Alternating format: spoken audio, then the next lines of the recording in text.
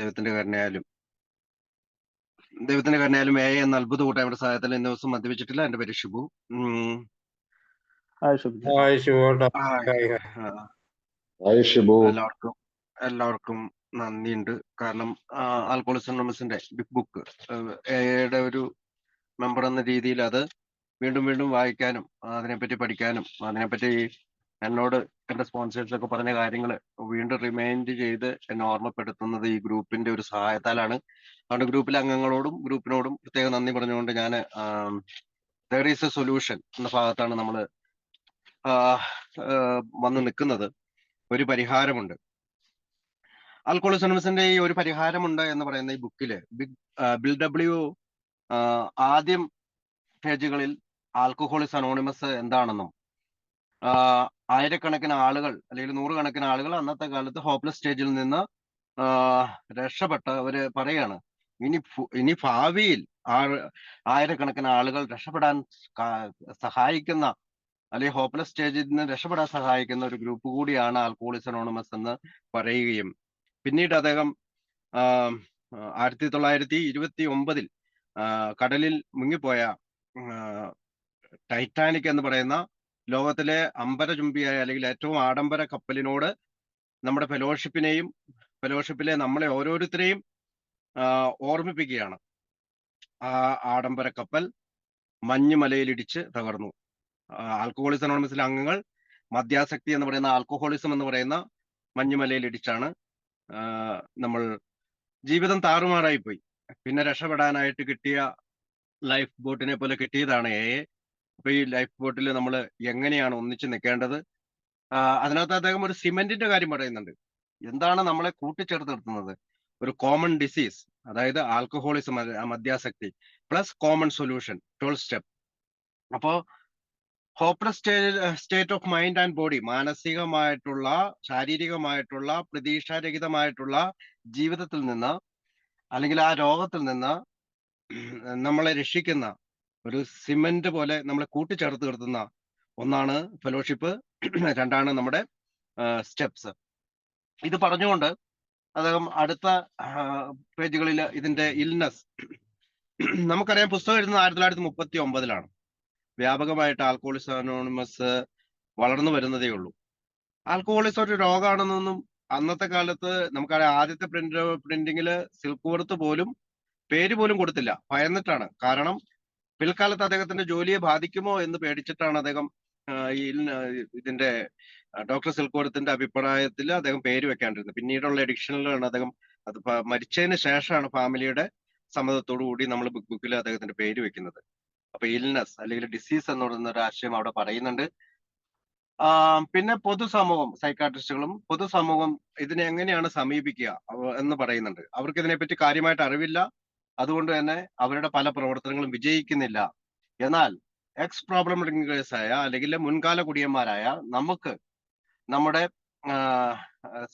അടുത്തു വരുന്ന ആളുകളെ രക്ഷിക്കാമെന്ന് പറയുന്ന 18ാമത്തെ പേജ് കഴിഞ്ഞ് 19ാമത്തെ പേജിലേക്ക് കടക്കുമ്പോൾ അദ്ദേഹം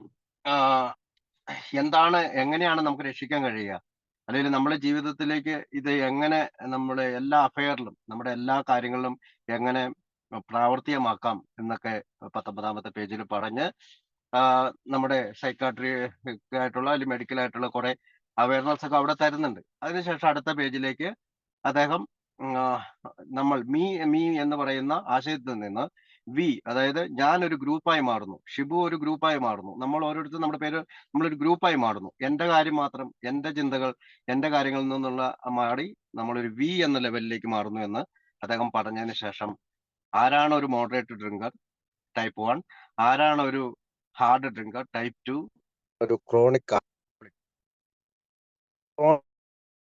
ആൽക്കഹോളിക് സ്വഭാവ വിശേഷങ്ങളൊക്കെ 21ാമത്തെ പേജിൽ നമ്മളോട് പറഞ്ഞതിന് ശേഷം അദ്ദേഹം 3-4 ഒരു വലിയ ദീർഘ പാരഗ്രാഫിന് ശേഷം പൊതുസമൂഹത്തിന് നമ്മളോടുള്ള ചില സമീപനങ്ങളെ പറ്റിയൊക്കെ പറയാണ്. അവന് കുറച്ച് കുടിച്ചുകൂടെ, അവന് ബിയർ മാത്രം കഴിച്ചുകൂടെ, അവൻ ഇങ്ങനെ പോയാൽ എങ്ങനെ ശരിയാവും എന്നൊക്കെ ചോദിക്കുന്ന പൊതുസമൂഹത്തിന്റെ ചോദ്യങ്ങൾക്ക് ശേഷം നമ്മൾ അവിടെ ചില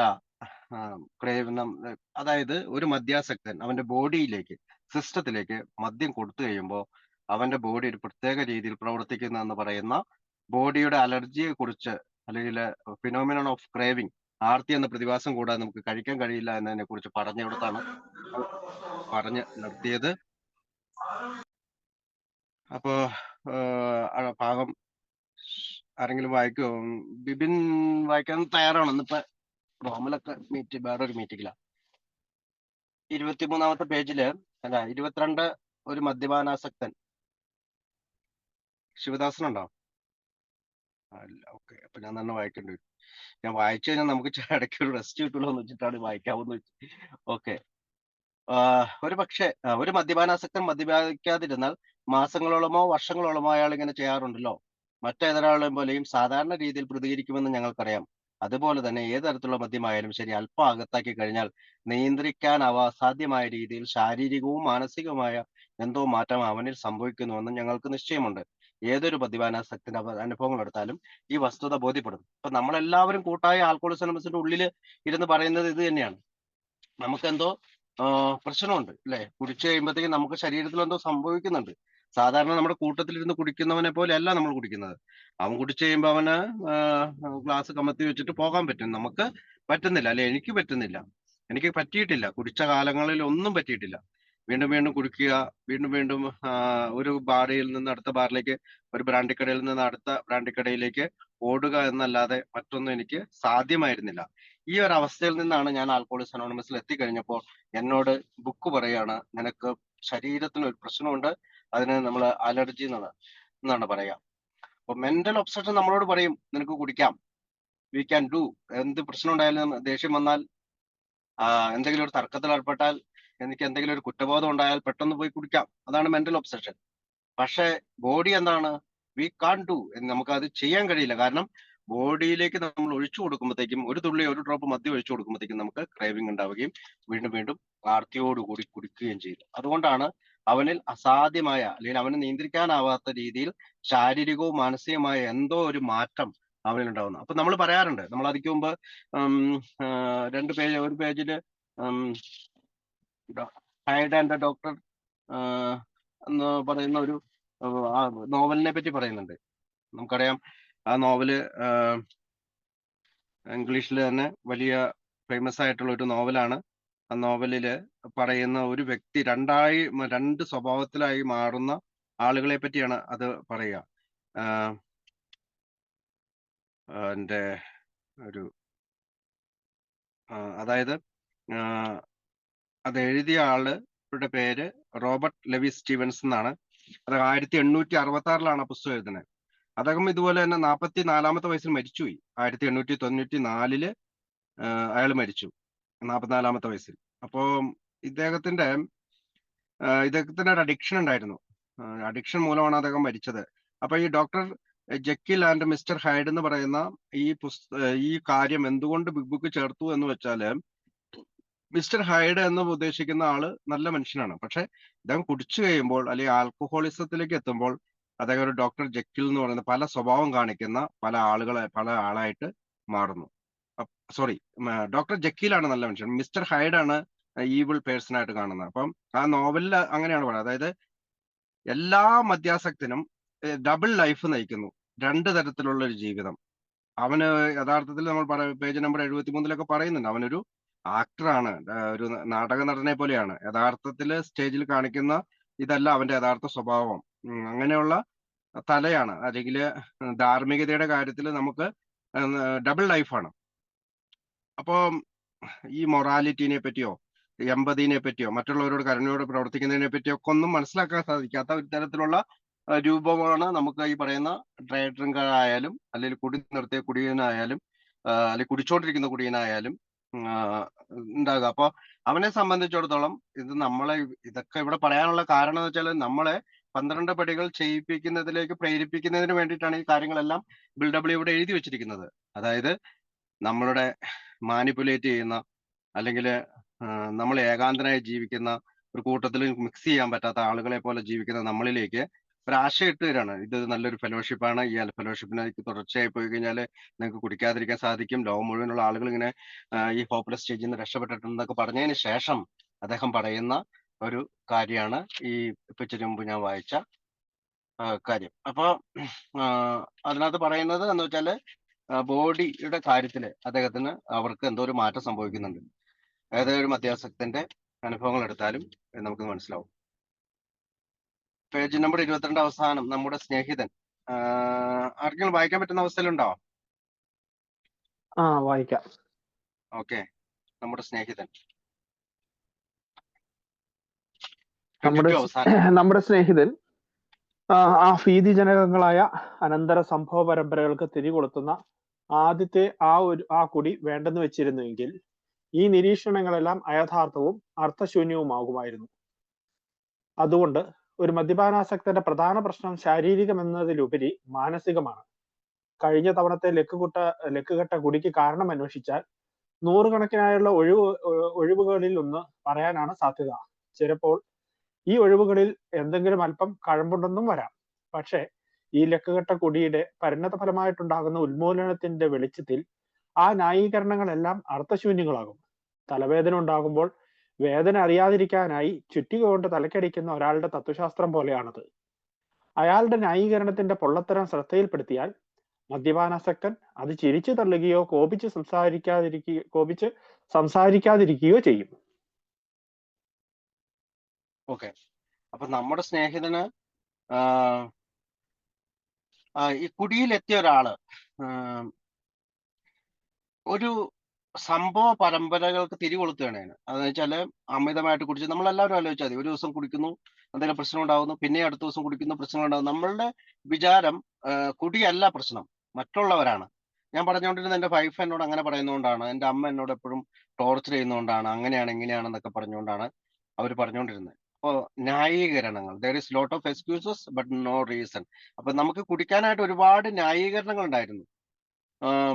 പറയാറുണ്ട് ഇങ്ങനെ ഒരു കാരണമില്ല, പക്ഷെ നമ്മൾക്ക് ഒരുപാട് ന്യായീകരണങ്ങളുണ്ട്.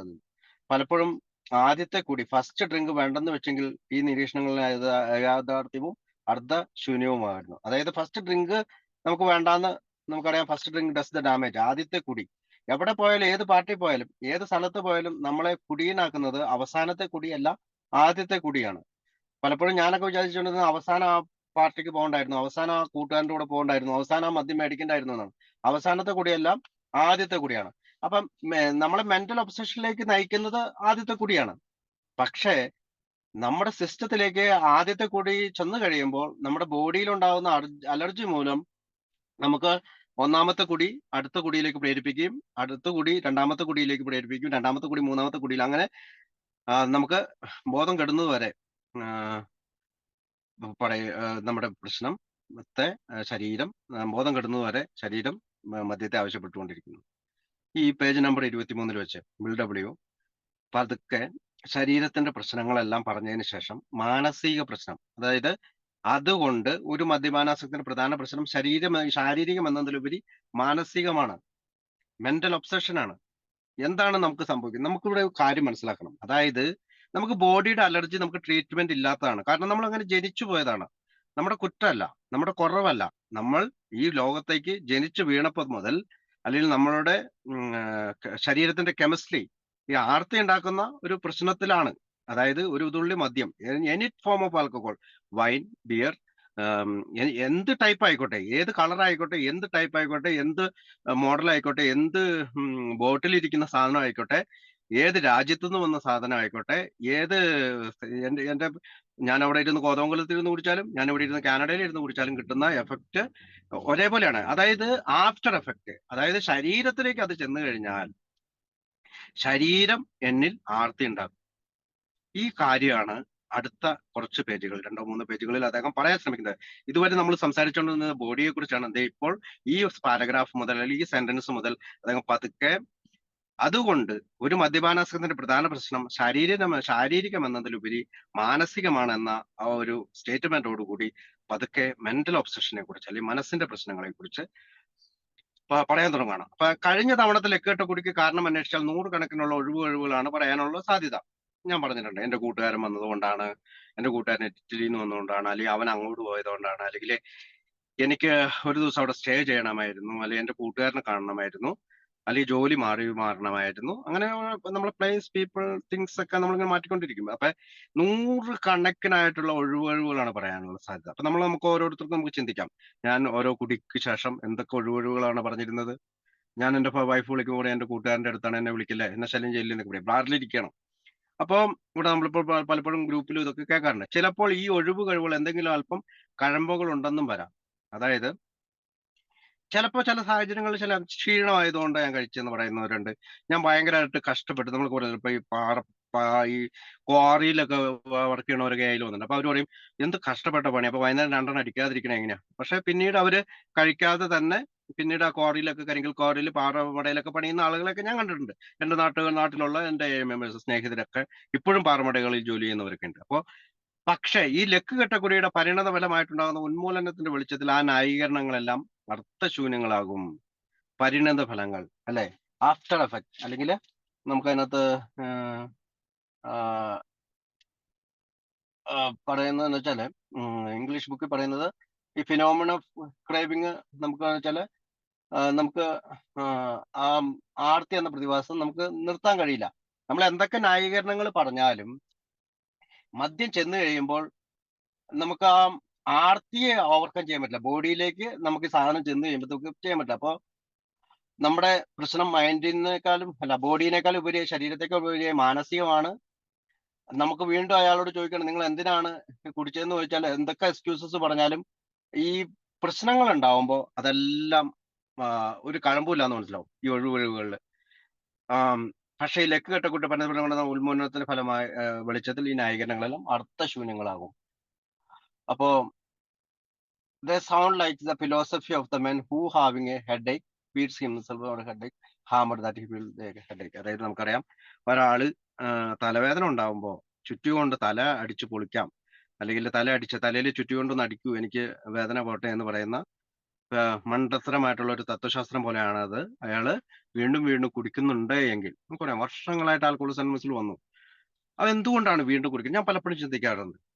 ഞാൻ ചിന്തിക്കുമ്പോൾ എനിക്ക് മനസ്സിലായത്, എനിക്ക് മനസ്സിലായി, ഞാനൊരു നേഴ്സ്, ബേസിക്കലി നേഴ്സാണ്, ഞാൻ അഡിക്ഷൻ ഫീൽഡിലാണ് ഇപ്പോഴും വർക്ക് ചെയ്യുന്നത്. അതുകൊണ്ട് തന്നെ എനിക്ക് മനസ്സിലായ ഒരു കാര്യം, എന്റെ അനുഭവത്തിൽ നിന്നും എനിക്ക് മനസ്സിലായത് എപ്പോഴാണെന്ന് വെച്ചാല്, ഈ ഒരു ശാസ്ത്രീയ വശം, അതായത് മദ്യം കഴിച്ചു കഴിഞ്ഞാൽ മെന്റൽ ഒബ്സഷൻ മരണം വരെയുണ്ട്, അല്ലെ? വീണ്ടും വീണ്ടും കുടിക്കാനുള്ള ആഗ്രഹം മരണം വരെയുണ്ട്. 16 വർഷം കഴിഞ്ഞ് എനിക്കുണ്ട്, 50 വർഷം കഴിഞ്ഞ് വേറൊരാൾക്കുണ്ട്, 65 വർഷം കഴിഞ്ഞ് വേറൊരാൾക്കും അതുണ്ടാവും. മരണമാണ് അതിന്റെ ഫൈനൽ സ്റ്റേജ്. മെന്റൽ ഒബ്സഷൻ വരും, അതൊക്കെ. പക്ഷെ മെന്റൽ ഒബ്സഷൻ മദ്യത്തിന്റെ രൂപത്തിലേക്ക്, ആദ്യത്തെ കുടിയുടെ രൂപത്തിലേക്ക് മാറുമ്പോ നമുക്കിവിടെ ക്രേവിംഗ് ഉണ്ടാവും. ശരീരം വീണ്ടും വീണ്ടും ആവശ്യപ്പെടും.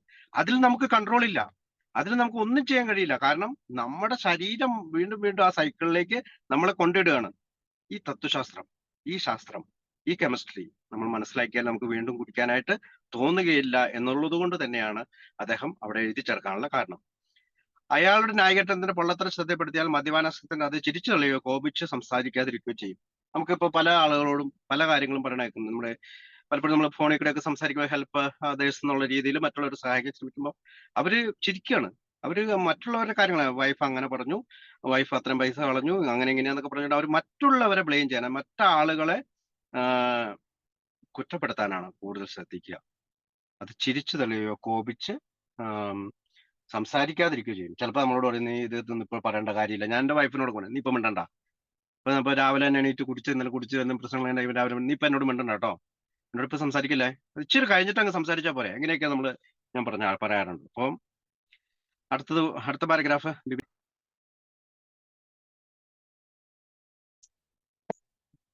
വല്ലപ്പോഴുമൊക്കെ അയാൾ സത്യം പറഞ്ഞെന്നിരിക്കും. വിചിത്രമെന്നേ പറയേണ്ടൂ. എന്തുകൊണ്ടാണ് അയാൾ ആദ്യത്തെ കുടി കുടിച്ചതെന്ന് നിങ്ങൾക്കറിയാവുന്നതിൽ കൂടുതൽ അയാൾക്കും അറിയില്ലെന്നതാണ് വാസ്തവം.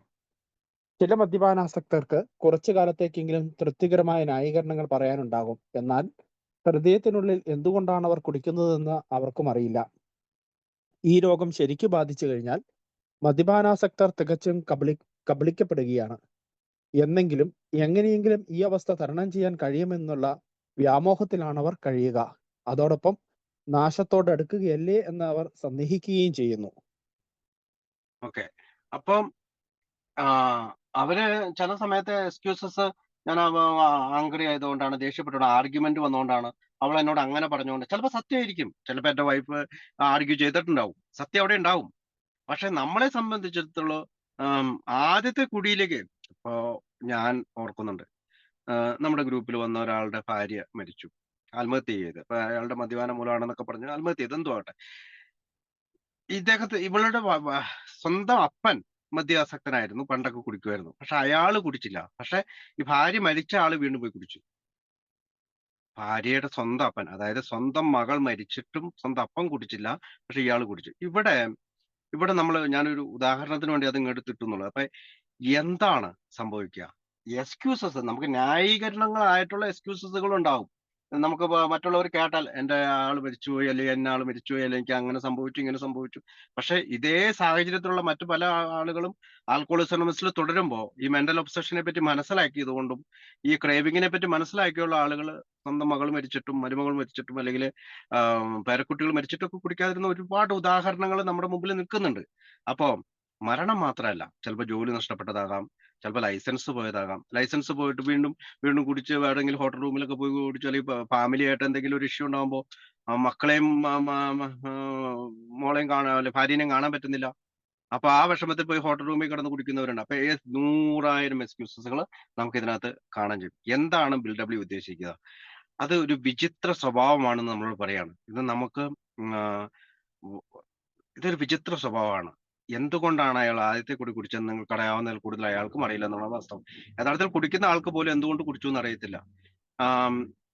ചിലപ്പോൾ തൃപ്തികരമായ ന്യായീകരണങ്ങളൊക്കെ കുറെ കാലത്തേക്കൊക്കെ അദ്ദേഹത്തിന് പറയാൻ കഴിയും. പക്ഷെ ഹൃദയത്തിലുള്ള എന്താണ് കുടിക്കുന്ന ആളുകൾ ഈ രോഗം ശരിക്കും ബാധിച്ചു കഴിഞ്ഞാൽ മദ്യപാനാസക്തി തികച്ചും കബളിപ്പിക്കപ്പെടുകയാണ്. നമുക്ക് എപ്പോഴും ഇവിടെ കേൾക്കാറുള്ളതാണ്, ഈ രോഗം തന്നെ നമ്മളെ പറ്റിക്കും. ഭ്രാന്ത് എന്ന് പറയുന്ന ഇപ്പൊ ഞാന് പയങ്കുളം SH ഹോസ്പിറ്റൽ എന്ന് പറഞ്ഞ ഏഷ്യയിലെ തന്നെ ഏറ്റവും വലിയ ഹോസ്പിറ്റൽ, അതിന്റെ അടുത്താണ് എന്റെ വീട്. അപ്പോൾ അവിടെയൊക്കെ മെന്റൽ രോഗികളെയൊക്കെ നമ്മൾ കൊണ്ടുവരാറുണ്ട്. നമ്മുടെ വീടിന്റെ അടുത്തേക്കൊക്കെ അവർ ചാടിപ്പോയി ഓടുകയൊക്കെ ചെയ്യാറുണ്ട്. പക്ഷെ അവരെയൊക്കെ പിടിച്ചു കഴിയുമ്പോൾ അവര് പറഞ്ഞ എനിക്ക് രോഗമില്ല, എന്നെ കൊണ്ടുവന്ന ആൾക്കാണ്, അല്ലെങ്കിൽ അളിയനാണ്, അല്ലെങ്കിൽ എന്റെ സഹോദരനാണ് രോഗമെന്ന് പറഞ്ഞുകൊണ്ട് അവര് വീണ്ടും മറ്റുള്ളവർ എനിക്ക് ഒരു കുഴപ്പമില്ല കേട്ടോ, ഇവരെ എന്നെ പിടിച്ചോട്ട് വന്നേക്കോ എന്നൊക്കെ പറയും. അപ്പൊ ഇത് തന്നെയാണ് മദ്യാസക്തനോടും മദ്യാസക്തിയും പറയണത്. എനിക്ക് കുഴപ്പമില്ല, അവൾ എന്നോട് അങ്ങനെ പറഞ്ഞുകൊണ്ടാണ്, അല്ലെങ്കിൽ എന്റെ ജോലി സ്ഥലത്ത് കുറെ ഹെഡേക്ക് ഉണ്ട് അതുകൊണ്ടാണ്, അല്ലെങ്കിൽ എനിക്ക് അങ്ങനെ അതാണ് ഇതാണെന്നൊക്കെ പറഞ്ഞ ഒരുപാട് 100,000 ന്യായീകരണങ്ങൾ പറയാൻ പറ്റും. പക്ഷെ അതുകൊണ്ടാണ് പറഞ്ഞത്, ഈ രോഗം ഒരു മനുഷ്യ ശരീരത്തെ ശരിക്കും ബാധിച്ചു കഴിഞ്ഞാൽ അയാൾ കബളിപ്പിക്കപ്പെടുകയാണ്. കാരണം നമുക്കറിയാം ഇതൊരു ബ്രെയിൻ ഡിസീസ് കൂടിയാണ്. ബ്രെയിൻ പോലും അദ്ദേഹത്തിനെ കബളിപ്പിക്കും. ബ്രെയിൻ പറയും പോയി കൊണ്ടുപോകാം, കുടിക്കുക. അപ്പൊ നമ്മൾ 10 ദിവസം കുടിച്ച് കഴിയുമ്പോൾ കുടിക്കാതിരിക്കും നമുക്ക് തോന്നും ഞാൻ 10 ദിവസമായില്ലേ, 30 ദിവസം കുടിക്കാതിരിക്കും നമുക്ക് തോന്നും 30 ദിവസമായില്ലേ. ശരിക്കും ഒരു ഇത് പറയുന്നത് എന്ന് വെച്ചാൽ ഒരു 90 ഡേയ്സ് എങ്കിലും എടുക്കും നന്നായി നമ്മുടെ ശരീരത്തിൽ നിന്ന് അല്ലെങ്കിൽ ബ്രെയിനിൽ നിന്ന് ഈ മദ്യത്തിന്റെ ഈ കണികകൾ അല്ലെങ്കിൽ മദ്യത്തിന്റെ ഫ്ലൂയിഡ് നമ്മുടെ ബ്രെയിനിൽ നിന്ന് പോകാൻ എന്ന് പറയുന്നത് അത് പറയുന്നുണ്ട്. അപ്പം എന്നെങ്കിലും എങ്ങനെയെങ്കിലും ഈ അവസ്ഥ തരണം ചെയ്യാൻ കഴിയുന്ന വ്യാമോഹത്തിലാണ് പറയുന്നത്. അതോടൊപ്പം നാശത്തോട് അടുക്കില്ല എന്ന് അവർ സന്ദേഹിക്കുകയും ചെയ്യുന്നു. അപ്പൊ അവർക്കറിയാം എനിക്കെന്തോ സംഭവമുണ്ട്, എന്റെ ഈ മെന്റൽ ഒബ്സഷൻ വരുമ്പോൾ ഞാൻ പോയി കുടിക്കുന്നത് വീണ്ടും വീണ്ടും കുടിക്കും. ഞാൻ അങ്ങനെ കുടിക്കണമെന്ന് വിചാരിച്ചല്ല പോയത്. ചിലപ്പോൾ ഞാനൊരു ക്വാർട്ടർ കുപ്പിയൊക്കെ കൊണ്ടുവന്ന് എന്റെ ഫ്രിഡ്ജിൽ വെച്ചിട്ട് ഇനി ഇത് മാത്രമേ കുടിക്കുള്ളൂ എന്നൊക്കെ വിചാരിച്ചിരുന്ന ദിവസങ്ങളുണ്ട്. പക്ഷെ ആ ക്വാർട്ടർ കുപ്പി എന്റെ ഉള്ളിലേക്ക് ചെന്ന് കഴിയുമ്പോൾ ഞാൻ വീണ്ടും വീണ്ടും കുടിക്കുന്നു. ആദ്യത്തെ ഡ്രോപ്പ് കഴിയുമ്പോൾ ഞാൻ പെട്ടെന്ന് അടുത്ത ബോട്ടിലിന് വേണ്ടി ഓടുന്നു. അല്ലെങ്കിൽ അതുകൊണ്ടാണ്, അതായത് വീണ്ടും വീണ്ടും കുടിക്കുക എന്ന പ്രതിഭാസം നമ്മളിൽ ഉണ്ടാകുന്നു. അതാണ് ഡോക്ടർ സിൽക്കോടത്തിന്റെ ഇതിനകത്ത് പറഞ്ഞ് ആർത്തി എന്ന പ്രതിഭാസം കൂടാതെ ഈ വർഗത്തിലുള്ളവർക്ക് കുടിക്കാൻ സാധിക്കും. നമ്മളൊരു വർഗം എന്നാണ് പറഞ്ഞത്. അപ്പൊ ആൽക്കഹോളിക് എല്ലാവരും ഒരു വർഗ്ഗമാണ്. അപ്പൊ നമ്മൾ പരസ്പരം ഇതൊക്കെ ഒരു മണിക്കൂറോ 3 മണിക്കൂറോ അല്ലെങ്കിൽ ഒരു ദിവസം 12 മണിക്കൂർ ഇരുന്ന് സംസാരിച്ചാലും നമുക്ക് കൃത്യമായി ഇത് അനുഭവിച്ചിട്ടുള്ളവർക്ക് മനസ്സിലാവും, പുറത്തുള്ളവർക്ക് ഇത് മനസ്സിലാവുകയുമില്ല. ഇത് ഇൻസൈഡ് പ്രോബ്ലം ആണ് അല്ലെ. ഇതൊരു ഈ രോഗം എന്ന് പറഞ്ഞത് നമുക്ക് പുറത്ത് കാണാൻ കഴിയില്ല. നമുക്കിത് ഇപ്പൊ മറ്റു രോഗങ്ങളെ പോലെയല്ല, സ്കാൻ ചെയ്ത് കണ്ടുപിടിക്കാൻ പറ്റില്ല, എക്സ്റേ എടുത്ത് കണ്ടുപിടിക്കാൻ പറ്റില്ല, കംപ്ലീറ്റ് ബോഡിയിൽ എന്തെങ്കിലും ഇത് ചെയ്താലും കണ്ടുപിടിക്കാൻ പറ്റില്ല. പക്ഷെ അനുഭവിച്ചാണ് അവൻ അറിയുന്നത് അല്ലെ, അനുഭവിച്ചാണ്. അപ്പൊ ക്യാൻസർ വന്നു കഴിഞ്ഞാൽ ഇന്ന സ്ഥലത്ത് ക്യാൻസർ ഉണ്ടെന്നും ഇന്ന സ്ഥലത്ത് മുഴയുണ്ടെന്നും ഇത്ര സൈസ് ആണെന്നൊക്കെ പറഞ്ഞ് കൃത്യമായിട്ട് അവർ പറയും. പക്ഷെ മദ്യാസക്തി ഒരാളുടെ അടുത്ത് എന്നിട്ട് മദ്യാസക്തി രോഗമാണെന്ന് പറയുമ്പോൾ ഇത് നമ്മൾ അനുഭവിച്ചാണ്. അതായത് 10 വർഷം നീണ്ടു നിന്ന എന്റെ കുടിയിൽ നിന്നാണ് ഞാൻ മനസ്സിലാക്കിയത് എനിക്ക് രോഗമുണ്ട്, ഞാൻ വീണ്ടും വീണ്ടും കുടിക്കുന്നുണ്ട്, ഞാൻ സാധാരണക്കാരെ പോലെയല്ല ബിഹേവ് ചെയ്യുന്നത്. അതുകൊണ്ടാണ് മറ്റേ ആ നോവലിലെ രണ്ടുപേരെ പറയുന്നത്, അതായത് മിസ്റ്റർ ഹൈഡ്, ഹൈഡ് എന്നുള്ളത് പറയുന്നത്. അതായത് ഈ ഒരു ഈവിൾ ക്യാരക്ടർ, ഒരു ഒരു ഒരു ദൈവികമല്ലാത്ത, അല്ലെങ്കിൽ ഒരു പരിശുദ്ധമല്ലാത്ത, അല്ലെങ്കിൽ ഒരു വിശുദ്ധമല്ലാത്ത, അല്ലെങ്കിൽ ഒരു നന്മയില്ലാത്ത ഒരു ക്യാരക്ടറിലേക്ക് ഞാൻ മാറുന്നു. ഞാൻ തെറികൾ പറയുന്നു, ഞാൻ മറ്റുള്ളവരെ ഉപദ്രവിക്കാൻ ശ്രമിക്കുന്നു, ഞാൻ മറ്റുള്ളവരുടെ പേഴ്സിൽ നിന്ന് പൈസ കട്ടെടുത്താണെങ്കിലും കുടിക്കാൻ ശ്രമിക്കുന്നു, എന്റെ ഭാര്യയോട് ഞാൻ നുണ പറയുന്നു, ഞാൻ മൂവാറ്റുപുഴയ്ക്കാ പോകുന്നതെങ്കിൽ ഞാൻ തൊടുപുഴയ്ക്കാ പോകണമെന്ന് നുണ പറയുന്നു, ഞാൻ ബോട്ടിലുകൾ ഹൈഡ് ചെയ്ത് വെക്കുന്നു, ഞാൻ പല കാര്യങ്ങളും, അതായത് ഈവിൾ തിങ്സ്, അതായത് അതൊരു മതപരമായ ആശയമല്ല. ഈവിൾ തിങ്സ് എന്ന് വെച്ചാൽ തെറ്റായ കാര്യങ്ങൾ ചെയ്യാനായിട്ട് ഈ മദ്യം എന്നെ പ്രേരിപ്പിക്കുന്നു. ഇതാണ് ഇതിപ്പോ നാശത്തോട് അടുക്കുകയല്ലേ എന്നവർ സന്ദേഹിക്കുക എന്നുള്ള വാക്കിൽ നിന്ന് നമുക്ക് മനസ്സിലാക്കേണ്ടത്, നമ്മൾ ഈ എപ്പോഴെങ്കിലും നമുക്ക് വീണ്ടും വീണ്ടും കുടിക്കുക എന്നുള്ളൊരു ആശയം വരുമ്പോ വീണ്ടും കുടിച്ചു കഴിയുമ്പോ നമുക്ക് നമുക്ക് തോന്നുന്നത് വെച്ചാൽ ഈ അവസ്ഥ കുഴപ്പമുണ്ടാവില്ല, ഈ തവണ കുഴപ്പമുണ്ടാവില്ല, ഈ തവണ എനിക്ക് നന്നായി കുടിക്കാൻ കഴിയും എന്ന് വിശ്വസിച്ചാണ് നമ്മൾ കുടിക്കുക. പക്ഷെ നമുക്ക് തന്നെ അറിയാം അതൊരു ആ, പ്രശ്നമായിട്ട് നമുക്ക് മാറുന്നുണ്ടെന്ന്. അടുത്ത ഒരു ചെറുതാണ്, അത് ഞാൻ വായിക്കാം. ഇത് എത്രമാത്രം ശരിയാണെന്നുള്ളത് ചുരുക്കം ചിലർക്ക് മാത്രമേ മനസ്സിലാകുന്നുള്ളൂ. ഈ മദ്യപാനാസക്തിയിൽ എന്തോ അസാധാരണത്വം ഉണ്ടെന്നുള്ള അവ്യക്തമായ ഒരു ധാരണ കുടുംബാംഗങ്ങൾക്കും സുഹൃത്തുക്കൾക്കും ഉണ്ടെങ്കിലും രോഗി തന്റെ മൂർച്ഛാവസ്ഥയിൽ നിന്നും സ്വയം ഉയർത്തെഴുന്നേൽക്കുമെന്നും തന്റെ ഇച്ഛാശക്തി പുനഃസ്ഥാപിക്കുമെന്നും അവർ പ്രതീക്ഷിക്കുന്നു. ആ ദിവസത്തിനായി അവർ കാത്തിരിക്കുന്നു. അതായത് നമുക്ക് നമ്മുടെ സുഹൃത്തുക്കളാണ് എന്നെയൊക്കെ, അത് സുഹൃത്തുക്കളാണ് പരിചയം. നിനക്ക് എന്തോ പ്രശ്നമുണ്ട്, നീ കുടിക്കുന്നു, സാധാരണ കുടിയന്മാരെ പോലെ അല്ല, എന്നെ നോക്കൂ, ഞാൻ കുടിക്കുന്നില്ല, ഞാൻ ഇന്നലെ നിന്നെ പോലെ തന്നെ ഒരു ഫുള്ളല്ലേ കുടിച്ചു, ഞാൻ മര്യാദയ്ക്ക് വീട്ടിൽ പോയല്ലോ, പിറ്റേ ദിവസം ജോലിക്ക് പോയല്ലോ, ഞാൻ എന്റെ ഭാര്യയോട് കാര്യത്തില്ല, ടി വി തല്ലി പൊളിച്ചില്ല, നീ വലിച്ചിടണമല്ലോ, പ്ലേറ്റ് വലിച്ചിടുന്നില്ല, നാട്ടുകാരൊക്കെ തെറി പറയുന്നില്ല, വൈഫിനെ പുറത്തിറക്കി നിർത്തുന്നില്ല, അങ്ങനെയുള്ള കാര്യങ്ങളൊക്കെ പറഞ്ഞു. അപ്പൊ ഈ ധാരണ അവ്യക്തമായ ഒരു ധാരണ, അത് വ്യക്തമല്ല, പക്ഷെ അവ്യക്തമായ ധാരണ കുടുംബാംഗങ്ങൾക്കും സുഹൃത്തുക്കൾക്കും ഉണ്ടാവും. അവർക്കും വ്യക്തമല്ല, ഇത് എന്തോ ഒരു പ്രശ്നമുണ്ട്, ഒരു അസാധാരണത്വം ഉണ്ട് ഇയാൾക്ക്. ഇയാൾ സാധാരണ മനുഷ്യനല്ല കുടിച്ചു കഴിയുമ്പോൾ. ഇയാൾ സാധാരണ രീതിയിൽ പകല് നമ്മളോട് സ്നേഹത്തിൽ പെരുമാറുന്നുണ്ട്, പക്ഷെ കുടിച്ചു കഴിയുമ്പോൾ ഇയാൾക്ക് എന്നെ കാണാൻ പാടില്ല, ഇയാള് ബാഡ് വേർഡ്സുകൾ ഉപയോഗിക്കുന്നു, ഇയാള് തല്ലിക്കൊല്ലു എന്ന് പറയുന്നു, നിന്നെ കെട്ടിയ പിന്നെയാണ് എന്റെ ജീവിതം നശിച്ചെന്ന് പറയുന്നു, അല്ലെങ്കിൽ നീ എന്റെ ജീവിതത്തിൽ വന്നേ പിന്നെയാണ് ഞാൻ ഇങ്ങനെ കുടിയനായി തീർന്നതെന്ന് പറയുന്നു. ഇങ്ങനെയുള്ള നൂറായിരം, അതായത് മറ്റൊരു വ്യക്തിയിൽ നിന്ന്, അതായത് സാധാരണ കാണാത്ത ഒരു വ്യക്തിയിൽ നിന്ന് മറ്റൊരു വ്യക്തിയായിട്ട് ഈ രോഗി അല്ലെങ്കിൽ ഈ മദ്യാസക്തൻ മാറുന്നു എന്നാണ് അവിടെ പറയുന്നത്. സ്വയം ഉയർത്തെഴുന്നേൽക്കാമെന്ന് അവിടെ പറയുന്നത് ഒരു ഉയർത്തെഴുന്നേൽപ്പിനെ പറ്റിയാണ്.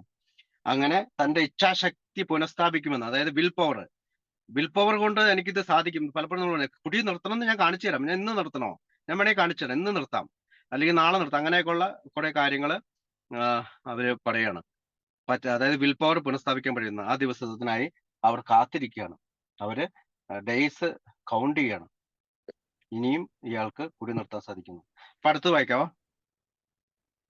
എന്നാൽ അവരുടെ ആൾ ഒരു യഥാർത്ഥ മദ്യപാനാസക്തനായി കഴിഞ്ഞിരുന്നുവെങ്കിൽ അവർ പ്രതീക്ഷിക്കുന്ന ആ നല്ല ദിവസം വന്നെത്തണമെന്നില്ല.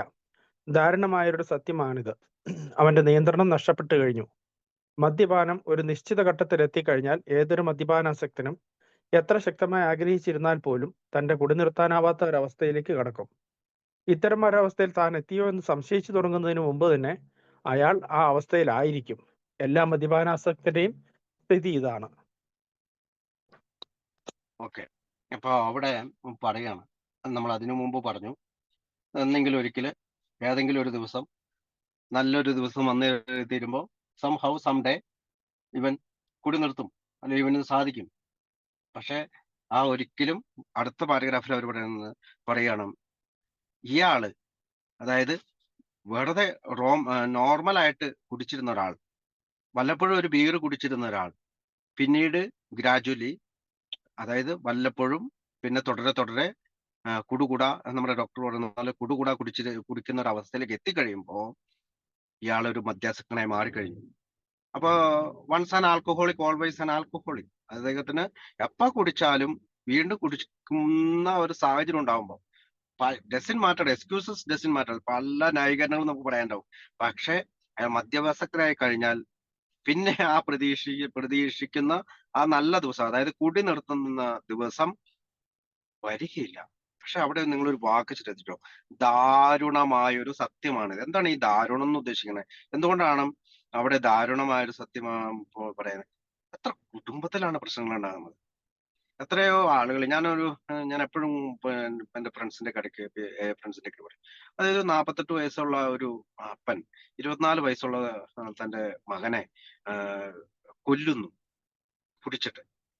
ആ, വയനാട്ടിലാണ്. അപ്പൊ നമ്മുടെ വാർത്തകൾ, നമ്മുടെ പത്രത്തിലുള്ള സ്ഥിരം വാർത്തകൾ ഇത് തന്നെയായിട്ട് മാറിക്കഴിഞ്ഞു. ചിലപ്പോൾ കള്ളിന്റെ സ്ഥാനത്ത് മറ്റൊരു അഡിക്ഷൻ ആയിരിക്കും. അപ്പൊ ദാരുണമായ ഒരു സത്യമാണിത്. അവന്റെ നിയന്ത്രണം നഷ്ടപ്പെട്ടു കഴിഞ്ഞു. അപ്പൊ അവന് നിയന്ത്രണം നഷ്ടപ്പെട്ടു കഴിഞ്ഞു. അവൻ എന്തൊക്കെ പറഞ്ഞാലും, എത്രയൊക്കെ സംസാരിച്ചാലും ഇവിടെ അവന് അബ്നോർമൽ ആയിട്ടുള്ള, അതായത് ഈ ഫിനോമിനോൺ ഓഫ് ക്രേവിംഗ്,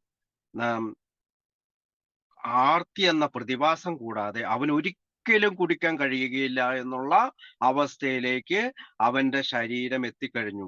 അതിർവരമ്പുകൾ പൊളിച്ചു കഴിഞ്ഞു. ഇപ്പൊ എന്താണ് അതിർവരമ്പുകൾ? ഒരു പെഗ് കഴിച്ചിട്ട് വീട്ടിൽ പോവുക.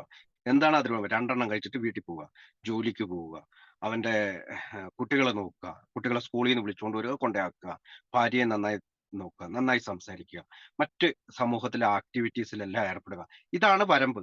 പക്ഷെ ഈ വരമ്പുകളെല്ലാം ഒരു സാമൂഹിക ജീവി എന്ന രീതിയിൽ അവൻ ജീവിക്കേണ്ട അതിർവരമ്പുകളെല്ലാം അവൻ പൊളിച്ചു കഴിഞ്ഞു. ക്രോണിക് ആൽക്കഹോളിക് ആകുമ്പോൾ, അല്ലെങ്കിൽ ഒരു മദ്യാസക്തനായി തീരുമ്പോൾ എന്നുള്ളതാണ് അവന്റെ നിയന്ത്രണം നഷ്ടപ്പെട്ടു കഴിഞ്ഞു എന്ന വാക്കിൽ നിന്ന് നമുക്ക് മനസ്സിലാക്കുന്നത്. മദ്യപാനം ഒരു നിശ്ചിത ഘട്ടത്തിൽ ഏതൊരു മദ്യപാനാസക്തി എത്ര ശക്തമായി ആഗ്രഹിച്ച് നമ്മൾ തന്റെ കുടി നിർത്താനാവാത്തൊരവസ്ഥയിൽ എത്തിക്കി കിടക്കും. അപ്പോൾ 1 പെഗ്, 1 ഡ്രോപ്പ് ഓഫ് ആൽക്കഹോൾ, ഒരു ഡ്രോപ്പ് മതി നമ്മുടെ ശരീരത്തിലേക്ക് വന്നു കഴിയുമ്പോഴത്തേക്കും നമ്മൾ നമ്മുടെ വിൽ പവറോ അല്ലെങ്കിൽ മറ്റുള്ളതൊന്നും നഷ്ടപ്പെടാതെ നമ്മളൊരു റിയൽ ആൽക്കഹോളിക്കിന്റെ സ്റ്റേജിലേക്ക്, അതായത് നമ്മൾ ഫസ്റ്റ് ഡ്രിങ്ക് കുടിക്കുമ്പോൾ നമ്മൾ കൂടുതൽ കുടിക്കും. പിന്നെ നമുക്ക് കൂടുതൽ വേണ്ടി വരും. ആദ്യത്തെ കുടി ഞാൻ എപ്പോഴും പറയാനുള്ള, ആദ്യത്തെ കുടി രണ്ടാമത്തെ കുടിയെ പ്രേരിപ്പിക്കും. രണ്ടാമത്തെ കുടി മൂന്നാമത്തെ കുടിയിലേക്ക് നമ്മൾ തള്ളിയിടും. മൂന്നാമത്തെ കുടി നാലാമത്തെ കുടിയിലേക്ക് നമ്മളെ ആർത്തിയോടെ സമീപിക്കാനായിട്ട് നമ്മളെ ശരീരത്തെ പ്രേരിപ്പിക്കും. ഇത്തരം മെന്റൽ ഒബ്സഷനെ കുറിച്ചാണ് ഇവിടെ നമ്മൾ പറഞ്ഞു. അപ്പോൾ ഇങ്ങനെ ആയ ഒരാള് നമ്മളെപ്പോഴും മീറ്റിംഗ് റൂമിൽ കേൾക്കാറുള്ളതാണ്. അതായത് അച്ചാറിട്ട മാങ്ങ തിരിച്ച് അച്ചാറാക്കാൻ പറ്റൂല എന്ന് നമ്മൾ കേൾക്കാറുള്ളതാണ്. ഇപ്പൊ ഒരു മാങ്ങ നമ്മൾ കീറി മുറിച്ച് നമ്മൾ അച്ചാറിട്ട് എല്ലാ പിക്കിളും ആക്കി നല്ല ആക്കി കഴിഞ്ഞതിന് ശേഷം നമ്മൾ ചിന്തിക്കണം അത് വീണ്ടും ആ മാങ്ങയാക്കാം. നമുക്ക് പറ്റുമോ? ഇല്ല. അപ്പൊ ഒരിക്കൽ അച്ചാറായി കഴിഞ്ഞ സാധനം നമുക്ക് തിരിച്ച് ആ യഥാർത്ഥ ഫോമിലേക്ക് കൊണ്ടുവരാൻ കഴിയുകയില്ല. ചിലപ്പോൾ ഡിഗ്രി പഠിച്ചോടത്തിനെ നഴ്സറി കൊണ്ടിരുത്താൻ പറ്റുമോ? ഇല്ല. അപ്പൊ നമ്മൾ ഒരു ലെവൽ എത്തിക്കഴിഞ്ഞു, നമ്മളൊരു ഗ്രാജുവേഷനിലേക്ക് എത്തിക്കഴിഞ്ഞു, നമ്മളൊരു ഈ തരത്തില് മദ്യാസക്തിയുടെ ഒരു പ്രത്യേക ഒരു ബിരുദത്തിലേക്ക് എത്തിക്കഴിഞ്ഞു. അവിടെ നിന്ന് തിരിച്ച് ബാക്കിൽ പോയിട്ട് എനിക്ക് സാധാരണ പോലെ കുടിക്കാം, ഒരെണ്ണം അടിച്ചിട്ട് നിർത്താം, രണ്ടെണ്ണം അടിച്ചിട്ട് നിർത്താം എന്നുള്ള ഒരു ഇത് അവിടെ വരികയില്ല. അപ്പൊ ഇംഗ്ലീഷ് പറയുന്നുണ്ട് അത് നമുക്ക്, അതായത് at a certain point in the drinking of every alcohol, he passes into a state where the most powerful desire to stop drinking was of absolutely no avail. അങ്ങനെ ഒരു സഹായം അവന് കിട്ടില്ല. This tragic situation has already arrived in practically every case long before it is suspected. അതായത് അവൻ ചിന്തിക്കുന്നതിന് മുമ്പ്, അതായത് ഇത്തരം ഒരു അവസ്ഥയിൽ താൻ എത്തിയത് എന്ന് സംശയിച്ചു തുടങ്ങുന്നതിന് മുമ്പേ നമ്മള് ഞാൻ ചിന്തിക്കണം, എനിക്ക് ഞാൻ കുടിയനായോ, എനിക്ക് ഇങ്ങനെ ആൽക്കഹോളിക് ആയോ, എനിക്ക് ഇവർ ഈ പറഞ്ഞത് ശരിയാണോ, അങ്ങനെ ചിന്തിക്കുന്നതിന് മുമ്പേ, അല്ലെങ്കിൽ ഒരു സംശയം ഉണ്ടാകുന്നതിന് മുമ്പേ തന്നെ അയാൾ ആ അവസ്ഥയിൽ എത്തിയിരിക്കും, ഈ അവസ്ഥയിൽ എത്തിയിരിക്കും. ഇതാണ് എല്ലാ മദ്യപാനാസക്തരുടെയും സ്ഥിതി. ഇതാണ്. അതായത് അടുത്ത ലൈൻ പറഞ്ഞത്, അത് അടുത്ത് വായിക്കോ. ഞാൻ വായിക്കാൻ പറഞ്ഞ എനിക്കൊരു റെസ്റ്റ് എടുക്കാൻ ഇടയ്ക്ക് ഗ്യാപ്പ് കിട്ടും. ഓക്കെ, അടുത്ത് വായിക്കാം. ഇന്നും അവ്യക്തമായ കാരണങ്ങളാൽ ഒരു മദ്യപാനാസക്തന് മദ്യത്തിന്റെ കാര്യത്തിൽ കുടിക്കുക എന്നതൊഴിച്ച് മറ്റൊന്നും ചെയ്യാനാവില്ല. ഇച്ഛാശക്തി എന്ന് പറയുന്നത് ഇല്ലാതാകുന്നു.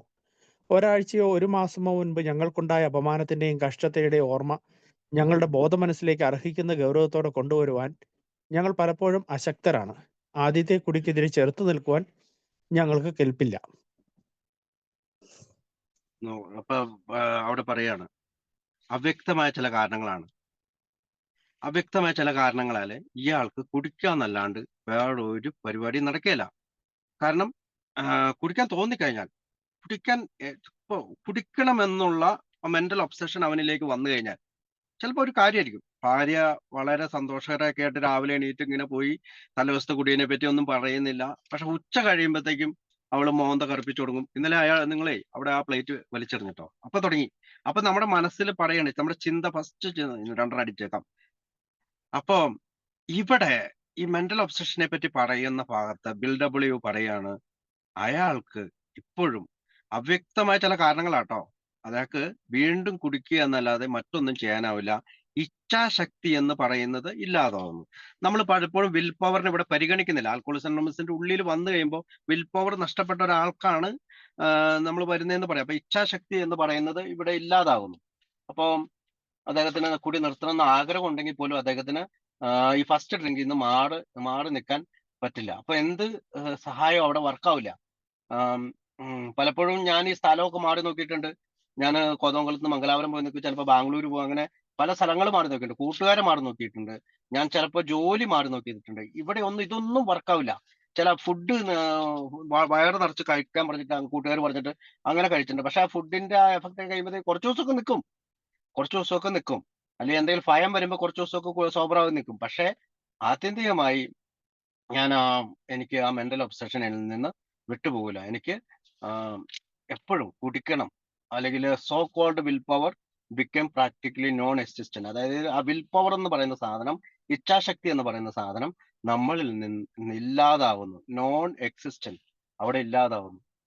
അപ്പോ ചിലപ്പോൾ ഇച്ഛാശക്തി നമ്മളിൽ വർക്ക് ആവുന്നുണ്ടായിരുന്നായിരിക്കാം, പേടി കൊണ്ടോ അങ്ങനെയൊക്കെ നമുക്ക്, അല്ലെങ്കിൽ ജോലി കിട്ടുവോടോ വരെ കുടിക്കാതിരിക്കാം, അല്ലെങ്കിൽ എവിടെയെങ്കിലും ഒരു പ്രശ്നം, അല്ലെങ്കിൽ എന്റെ വീട്ടിലൊരു കല്യാണം നടക്കുമ്പോൾ അത് കഴിയണ വരെ വിൽ പവർ ഉപയോഗിച്ചൊക്കെ നമ്മൾ നിർത്താം. പക്ഷെ ഒരു കുടിയനായി തീർന്ന ആൾക്ക് ഈ സാധനം ഇല്ലാതാവുന്നു എന്നുള്ളതാണ് എനിക്ക് പറയാ. നമുക്ക് ചോയ്സ്, പവർ ഓഫ് ചോയ്സ്, അത് ഭയങ്കര ഇതാണ്. അതായത് നമുക്ക് കുടിക്കാൻ പറ്റില്ല എന്നുള്ളതാണ് നമ്മുടെ ചോയ്സ്. പക്ഷെ നമുക്ക് കുടിക്കണം എന്നുള്ള ചോയ്സിലേക്ക് നമുക്ക് കാണുക. അപ്പൊ ഒരാഴ്ച ഒരു മാസമോ മുൻപ് ഞങ്ങൾക്കുണ്ടായ അപമാനത്തിന്റെയും കഷ്ടതയുടെയും ഓർമ്മ ഞങ്ങളുടെ ബോധമനസ്സിലേക്ക് അർഹിക്കുന്ന ഗൗരവത്തോടെ കൊണ്ടുവരാൻ ഞങ്ങൾ പലപ്പോഴും അശക്തരാണ്.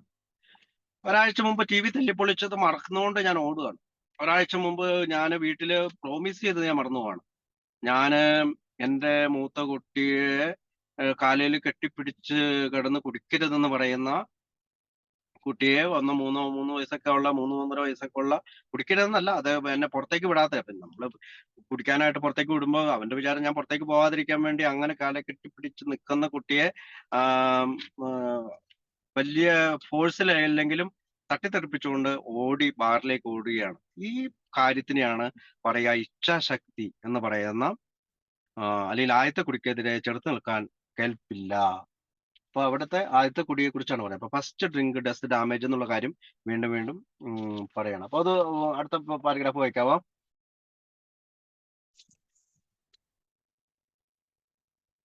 ഒരു ഗ്ലാസ് ബിയർ കുടിച്ചാൽ പോലും ഉണ്ടാകാവുന്ന ഭവിഷ്യത്തുകളെ കുറിച്ച് ഏതാണ്ട് തീർച്ചയുണ്ടെങ്കിൽ പോലും കുടിയിൽ നിന്ന് ഞങ്ങളെ പിന്തിരിപ്പിക്കുവാൻ തക്കവണ്ണം ശക്തമായ അവയൊന്നും മനസ്സിലേക്ക് വരാറില്ല. ഈ ചിന്ത മനസ്സിലുദിച്ചാൽ തന്നെ അവ്യക്തമായിരിക്കും. മാത്രമല്ല, അവയെ പുറന്തള്ളിക്കൊണ്ട് ഇത്തവണ ഞങ്ങൾക്ക് മറ്റുള്ളവരെ പോലെ മദ്യം കൈകാര്യം ചെയ്യാനാകും എന്ന പഴകി ജീർണിച്ച ചിന്ത കടന്നുവരും. ചുട്ടുപഴുത്തിരിക്കുന്ന ഒരു സ്റ്റൗവിൽ തൊടണമെന്ന് തോന്നിയാൽ ഉടൻ തന്നെ അതിനെതിരെ മനസ്സിലൊരു പ്രതിരോധമുണ്ടാവും. അത്തരമൊരു പ്രതിരോധം ഇവിടെ ഉണ്ടാകുന്നേയില്ല.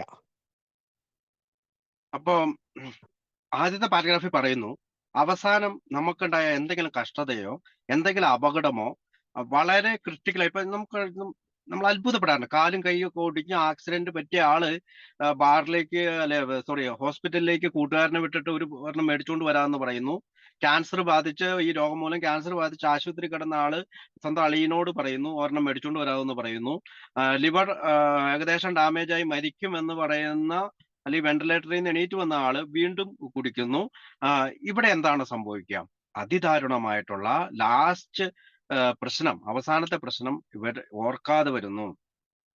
ഒരു ഗ്ലാസ് ബിയർ കുടിച്ചാൽ പോലും ഉണ്ടാകുന്ന ഭവിഷ്യത്തുകളെ കുറിച്ചോ ഏതാണ്ട് തീർച്ചയുണ്ടെങ്കിൽ പോലും കുടിയിൽ നിന്ന് ഞങ്ങളെ പിന്തിരിപ്പിക്കാൻ തക്കവണ്ണം ശക്തമായി അവയൊന്നും മനസ്സിലേക്ക് വരാറില്ല.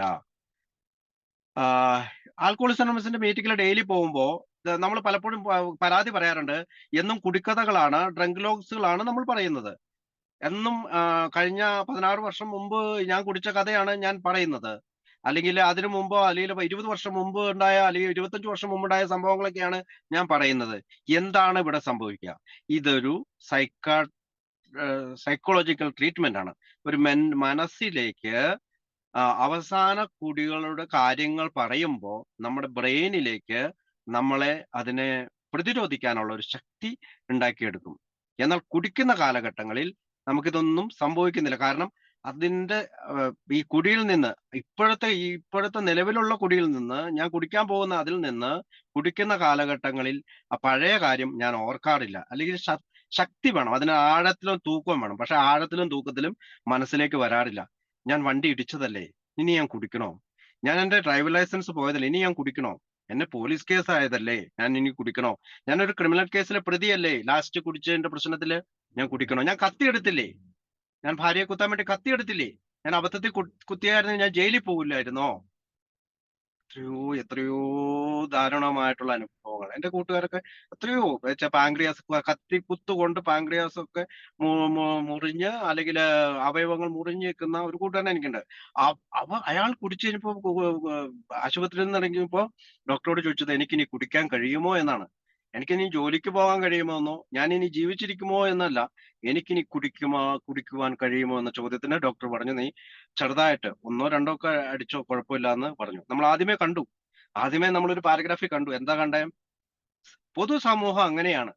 സൈക്കാട്രിക് ഡോക്ടേഴ്സ്, ഫാമിലി, കൂട്ടുകാര് ഇവരെല്ലാവരും അവർക്ക് ഇതിനെപ്പറ്റി മനസ്സിലാകുന്നില്ല. നമ്മളെ സപ്പോർട്ട് ചെയ്യുന്നവർ വിചാരിക്കുന്നത് ഇതിനെന്തോ ഇയാൾക്ക് മാത്രമുള്ള എന്തോ പ്രശ്നമാണ്, ഇതൊരു രോഗമായിട്ട് അവർ കണക്കാക്കുന്നില്ല. അപ്പൊ ഇയാൾ ഡോക്ടർ പറഞ്ഞു അവനോട് കുറച്ചത്. അപ്പൊ ഇപ്പോഴും നിലവിൽ കുടിച്ചോണ്ടിരിക്കുകയാണ്, മരുന്ന് കഴിക്കുന്നുണ്ട്, കുടിക്കുന്നുണ്ട്. അപ്പോ പറഞ്ഞു വന്നത് ഈ ഈ- ഈ കുടിക്കുക എന്നുള്ള ചിന്ത മനസ്സിൽ ഉദിച്ചാല് പിന്നെ കുടിക്കാതിരിക്കാൻ പറ്റില്ല. മാത്രമല്ല അവയെ പുറന്തള്ളിക്കൊണ്ട് ഇത്തവണ ഞങ്ങൾക്ക് മറ്റുള്ളവരെ പോലെ മദ്യം കൈകാര്യം ചെയ്യാനാവുന്ന പഴയ ചിന്ത കടന്നു വരും. ഞാൻ പലപ്പോഴും കുടിക്കുന്ന അങ്ങനെയാ. എന്റെ കൂട്ടുകാരൻ, ഞാൻ പറയുന്നത് എന്റെ കൂട്ടുകാരനില്ലേ, അവൻ കുടിക്കുന്നുണ്ടല്ലോ, നീ അവന് അവന്റെ ഭാര്യ ഒന്നും പറയുന്നില്ല, നല്ല സന്തോഷത്തോട് വരും. പക്ഷെ നീ ഞാൻ കുടിച്ചിട്ട് വരുമ്പോഴത്തേക്ക് മണത്ത് നോക്കുന്നു, എന്നെ എന്നെ വട്ടുപിടിപ്പിക്കുന്നു, അതുകൊണ്ടാണ് ഞാൻ കുടിക്കുന്നതെന്നാണ്. സത്യത്തിൽ എന്റെ ശരീരം അങ്ങനെ ഉണ്ടാകുന്ന പ്രശ്നമാണെന്നുള്ളത് ഞാൻ പിന്നെയാണ് മനസ്സിലായത്. അവിടെ 3 കാര്യങ്ങളാണ് നമ്മൾ ഓർക്കേണ്ടത്. എപ്പോഴെങ്കിലും ഒരു അപമാനം ഉണ്ടായോ, കഷ്ടതയുണ്ടായോ, ദുരിതം ഉണ്ടായോ, അതൊന്നും നമ്മുടെ ബോധമനസ്സിലേക്ക് വരില്ല. ഒരു ഗ്ലാസ് ബിയറോ ഒരു ഗ്ലാസ് വൈനോ, ഞാൻ 4 വർഷം കുടി നിർത്തിയിട്ട് വീണ്ടും കുടിച്ചത് ഒരു ഗ്ലാസ് വൈനിലാണ്. അപ്പൊ എന്റെ കൂട്ടുകാരൻ ഓഫർ ചെയ്തു, വൈൻ ഒരു കുഴപ്പമില്ല, അതിനകത്ത് ആൽക്കഹോൾ കണ്ടന്റ് ഇല്ല എന്ന്. അത് അന്നേരം ഞാൻ അവിടെ ഗൂഗിൾ ചെയ്ത് ബിയറിലോ വൈനിൽ അത്ര ആൽക്കഹോൾ കണ്ടന്റ് ഉണ്ടെന്ന് നോക്കാനല്ല പോകുന്നത്, ഞാൻ വീണ്ടും കുടിക്കാനാണ് പോകുന്നത്. അതുകൊണ്ടാണ് മനസ്സിനെ പ്രേരിപ്പിക്കാൻ അല്ലെങ്കിൽ പിന്തിരിപ്പിക്കാൻ അതായത് കുടിക്കണം എന്നുള്ള പ്രേരണയെ പിന്തിരിപ്പിക്കാൻ തക്കത്തില് ഈ ചിന്തകളൊന്നും കടന്നു വരുന്നില്ല.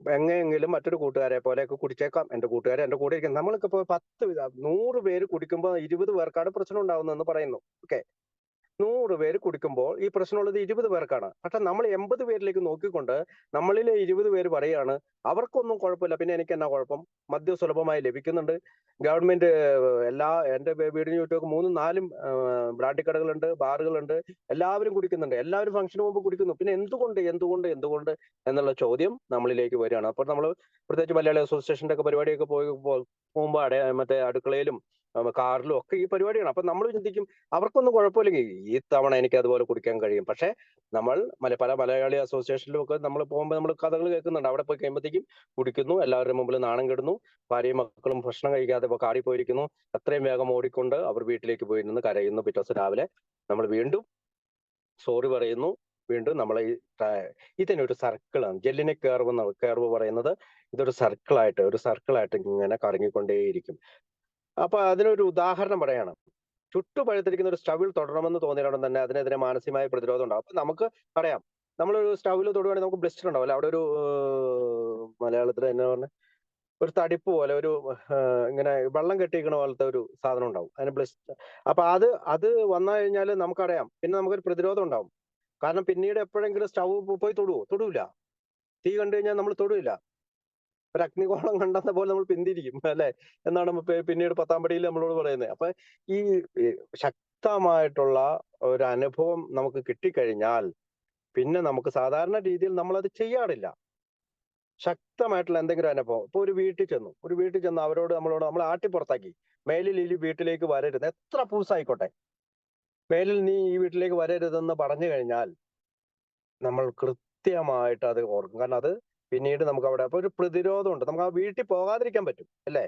നമുക്ക് ആ വീട്ടിൽ പോകാതിരിക്കാൻ പറ്റും. പക്ഷെ നമുക്ക് കുടി നിർത്താൻ പറ്റത്തില്ല. അത്തരം ഒരു പ്രതിരോധം ഇവിടെ ഉണ്ടാകുന്നേ ഇല്ല.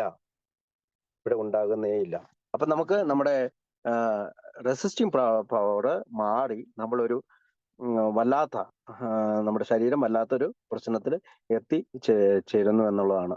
അടുത്ത പാരഗ്രാഫ് വായിക്കാവോ?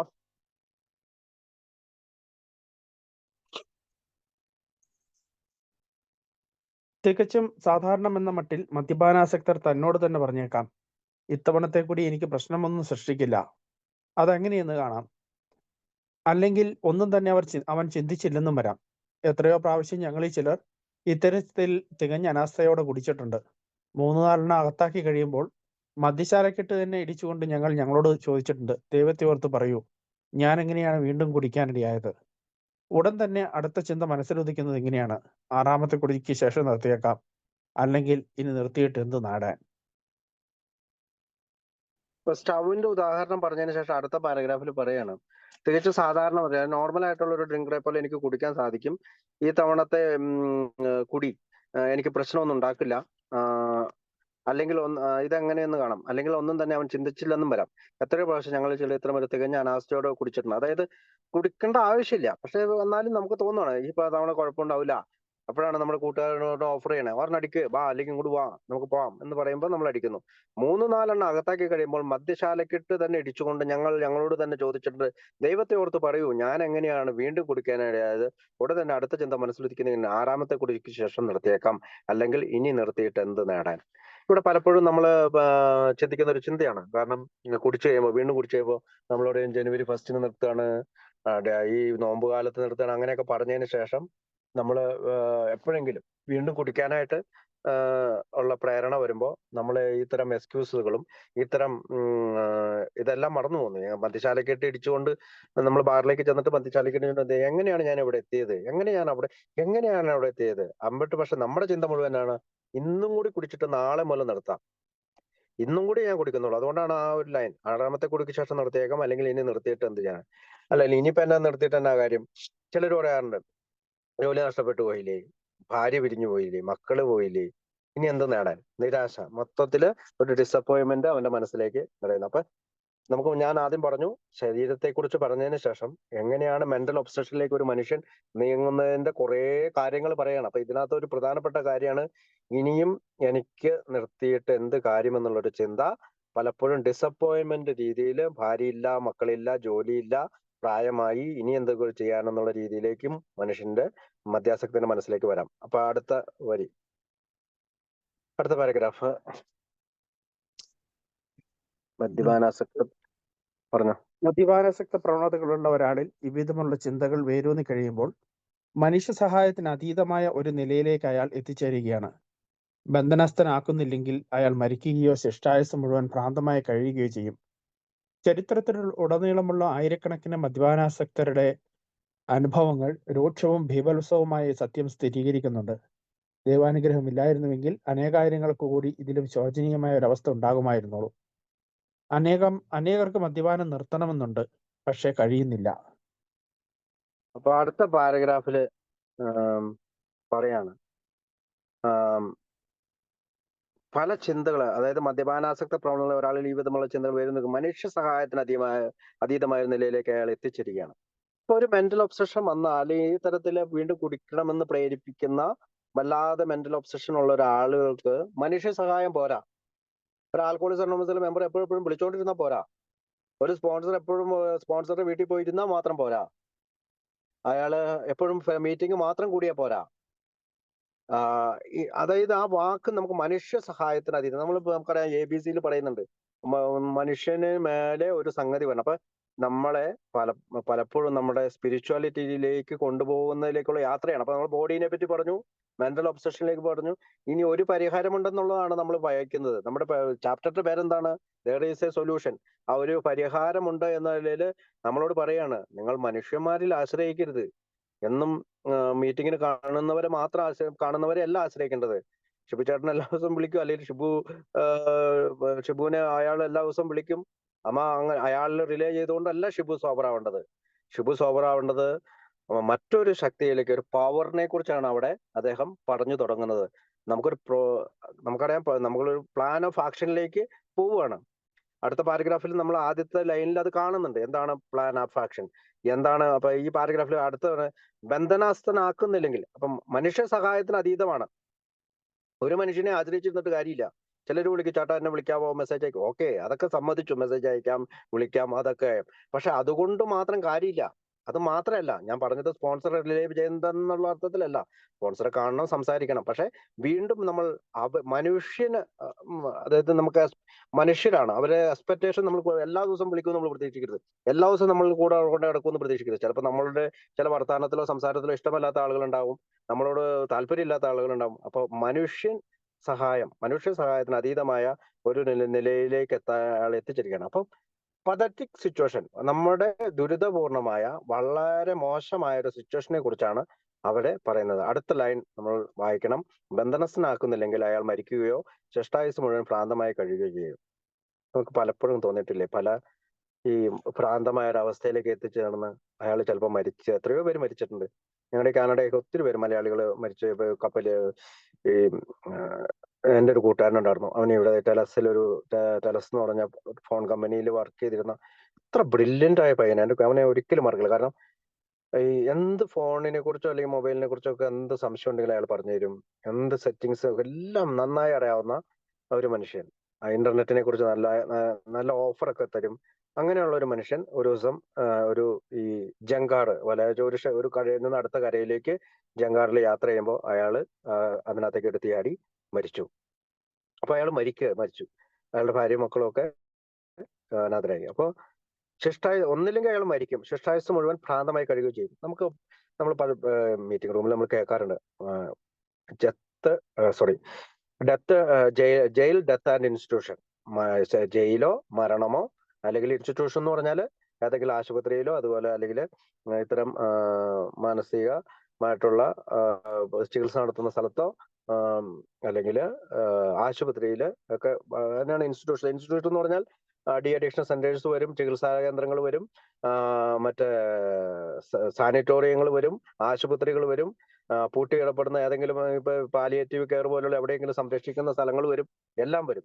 ഇതെല്ലാം ഇൻസ്റ്റിറ്റ്യൂഷനാണ്. അപ്പൊ ശിഷ്ടായുസ് മുഴുവൻ ഭ്രാന്തമായി കഴിയുകയോ ചെയ്യും. ചരിത്രത്തിലുടനീളമുള്ള ആയിരക്കണക്കിന് മദ്യപാനാസക്തിയുടെ അനുഭവങ്ങൾ രൂക്ഷവും ബീഭത്സവുമായ സത്യം സ്ഥിരീകരിക്കുന്നുണ്ട്. ഞാനിപ്പോ 1-2 ഉദാഹരണങ്ങൾ പറഞ്ഞു.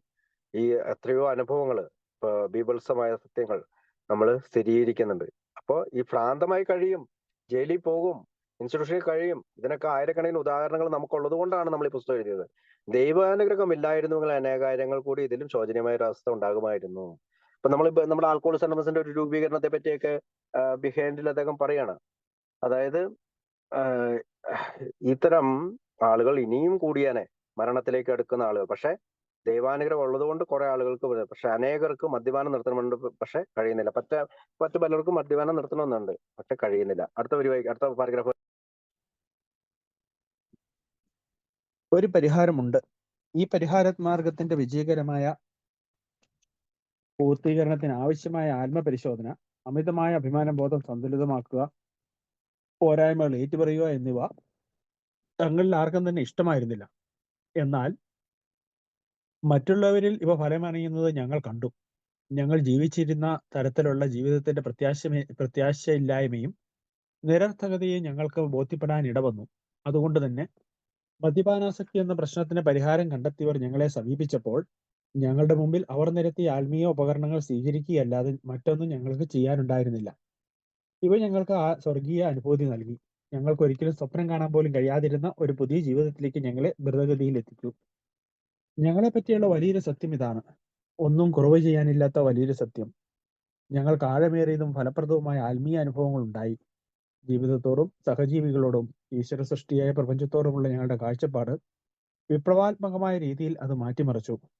അത്ഭുതകരമായ രീതിയിൽ ഞങ്ങളുടെ ഹൃദയത്തിലും ജീവിതത്തിലും സൃഷ്ടാവായ ദൈവം കടന്നു വന്നു എന്ന പരിപൂർണ ബോധ്യമാണ് ഞങ്ങളുടെ ഇന്നത്തെ ജീവിതത്തിലെ ഏറ്റവും കാതലായ സത്യം. ഒരു കാലത്തും ഞങ്ങൾക്ക് തനിയെ നേടിയെടുക്കാൻ കഴിയാതിരുന്ന കാര്യങ്ങൾ ദൈവം സാധിച്ചു തരാൻ തുടങ്ങിയിരിക്കുന്നു.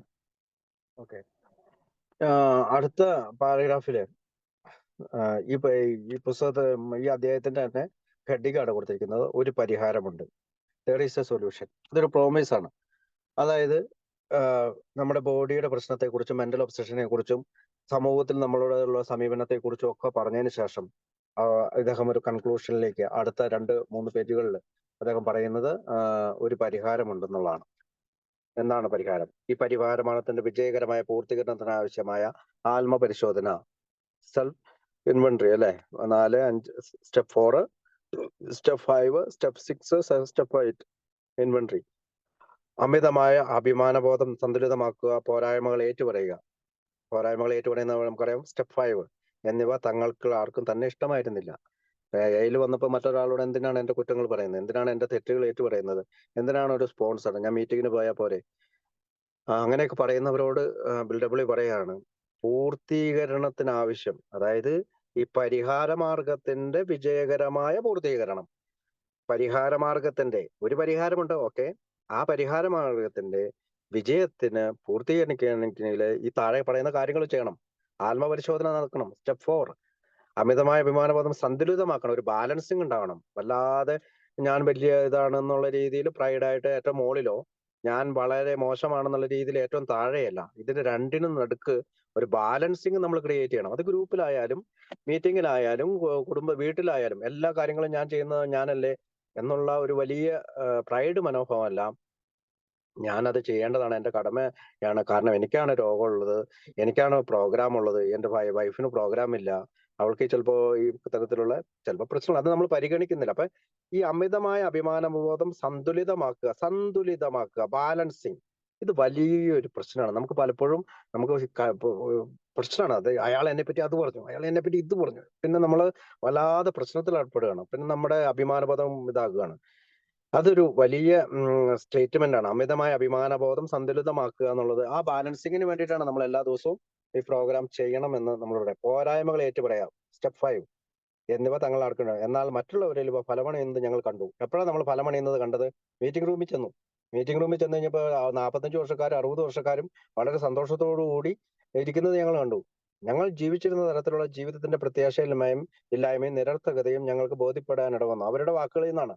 പലപ്പോഴും നമ്മൾ അതായത് സ്റ്റെപ്പ് ഒന്നും ചെയ്യാണ്ട് നമുക്ക് ജീവിക്കാം, മീറ്റിങ്ങിന് മാത്രം പോയാൽ മതി എന്നുള്ള ചിന്തയിൽ ജീവിച്ചിരുന്ന തരത്തിലുള്ള ഒരു ജീവിതമാണ്. അതിനകത്തൊരു പ്രത്യാശയില്ല, നിരർത്ഥകതയാണ്.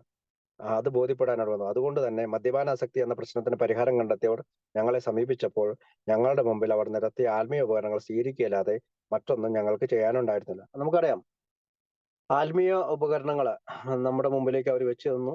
12 പടികളാണ് ആത്മീയ ഉപകരണങ്ങൾ, സ്പിരിച്വൽ ടൂൾസുകളുടെ 12 പടികളാണ്. അത് നമ്മുടെ മുമ്പിലേക്ക് എടുത്തു വെച്ചപ്പോൾ നമ്മൾ അത് സ്വീകരിച്ചു. അതായത് 1 മുതൽ 12 പടികളുള്ള പടികൾ നമ്മൾ സ്പോൺസറുടെ സഹായത്താൽ സ്വീകരിച്ചു. ഇവ ഞങ്ങൾക്ക് ഒരു സ്വർഗീയ അനുഭൂതി നൽകി. ഞങ്ങൾക്കൊരിക്കലും സ്വപ്നം കാണാൻ പോലും കഴിയുന്ന ഒരു പുതിയ ജീവിതത്തിലേക്ക് ഞങ്ങളെ ദ്രുതഗതിയിൽ എത്തിച്ചു. ഞങ്ങളെ പറ്റിയുള്ള വലിയ സത്യം ഇതാണ്.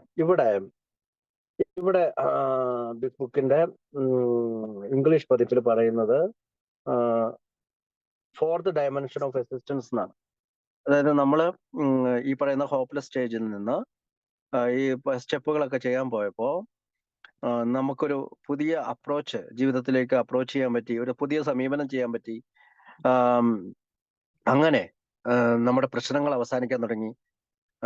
നമ്മുടെ spiritual tools laid at our feet, നമ്മുടെ സ്വന്തം കാൽ കീഴിൽ കഴിയുന്ന ഈ കിറ്റ് സിമ്പിൾ കിറ്റാണ്, ലളിതമായ പരിപാടിയാണ്. അപ്പൊ ആ പരിപാടി ഞാൻ സ്വീകരിച്ചപ്പോ we have found much of heaven and we have been rocketed to the fourth dimension of existence of which we had not even dreamed. നമ്മൾ സ്വപ്നം പോലും കണ്ടാത്ത അത്ഭുതകരമായ രീതിയിൽ ഞങ്ങളുടെ ഹൃദയത്തിലും ജീവിതത്തിലും സൃഷ്ടാവായ ദൈവം കടന്നു വന്നു എന്ന പരിപൂർണ്ണ ബോധ്യമാണ് ഞങ്ങളുടെ ഇന്നത്തെ ജീവിതത്തിലെ ഏറ്റവും കാതലായ സത്യം.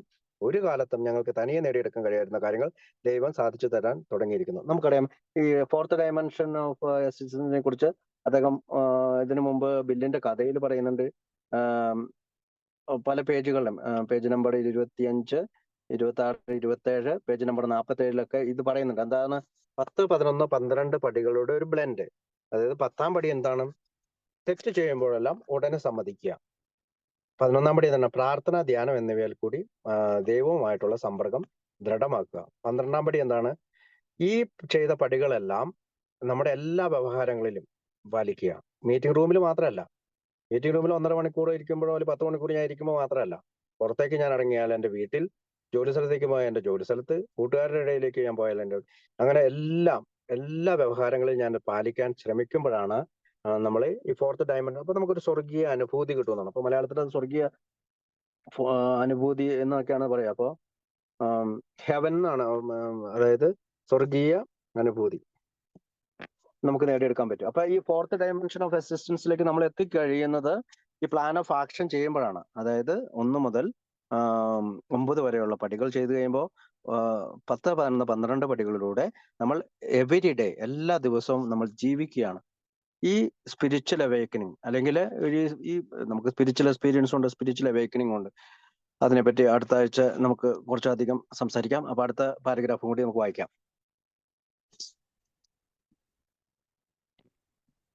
ഞങ്ങളെപ്പോലെ തന്നെ നിങ്ങളും തികച്ചും മദ്യപാനാസക്തനാണെങ്കിൽ അങ്ങോട്ടോ ഇങ്ങോട്ടോ ആവാം എന്ന രീതിയിലുള്ള ഒരു പരിഹാരം നിങ്ങൾക്കില്ലെന്ന് ഞങ്ങൾ വിശ്വസിക്കുന്നു. ജീവിതം അസാധ്യമായ ഒരു സാഹചര്യത്തിലായിരുന്നു ഞങ്ങൾ. മനുഷ്യപ്രയത്നത്തിൽ രക്ഷപ്പെടുത്താനാവാത്ത അവസ്ഥയിലേക്ക് കടന്ന ഞങ്ങളുടെ മുമ്പിൽ 2 മാർഗങ്ങളാണ് ഉണ്ടായിരുന്നത്. ദുസ്സഹമായ ഞങ്ങളുടെ സാഹചര്യത്തെ പറ്റിയുള്ള അവബോധം കഴിവതും മറക്കുവാൻ ശ്രമിച്ചുകൊണ്ട് അവസാനം വരെ കുടിക്കുക എന്നുള്ളതായിരുന്നു ഒന്നാമത്തെ മാർഗം. ആത്മീയ സഹായം തേടുക എന്നുള്ളത് 2ാമത്തെ മാർഗവും.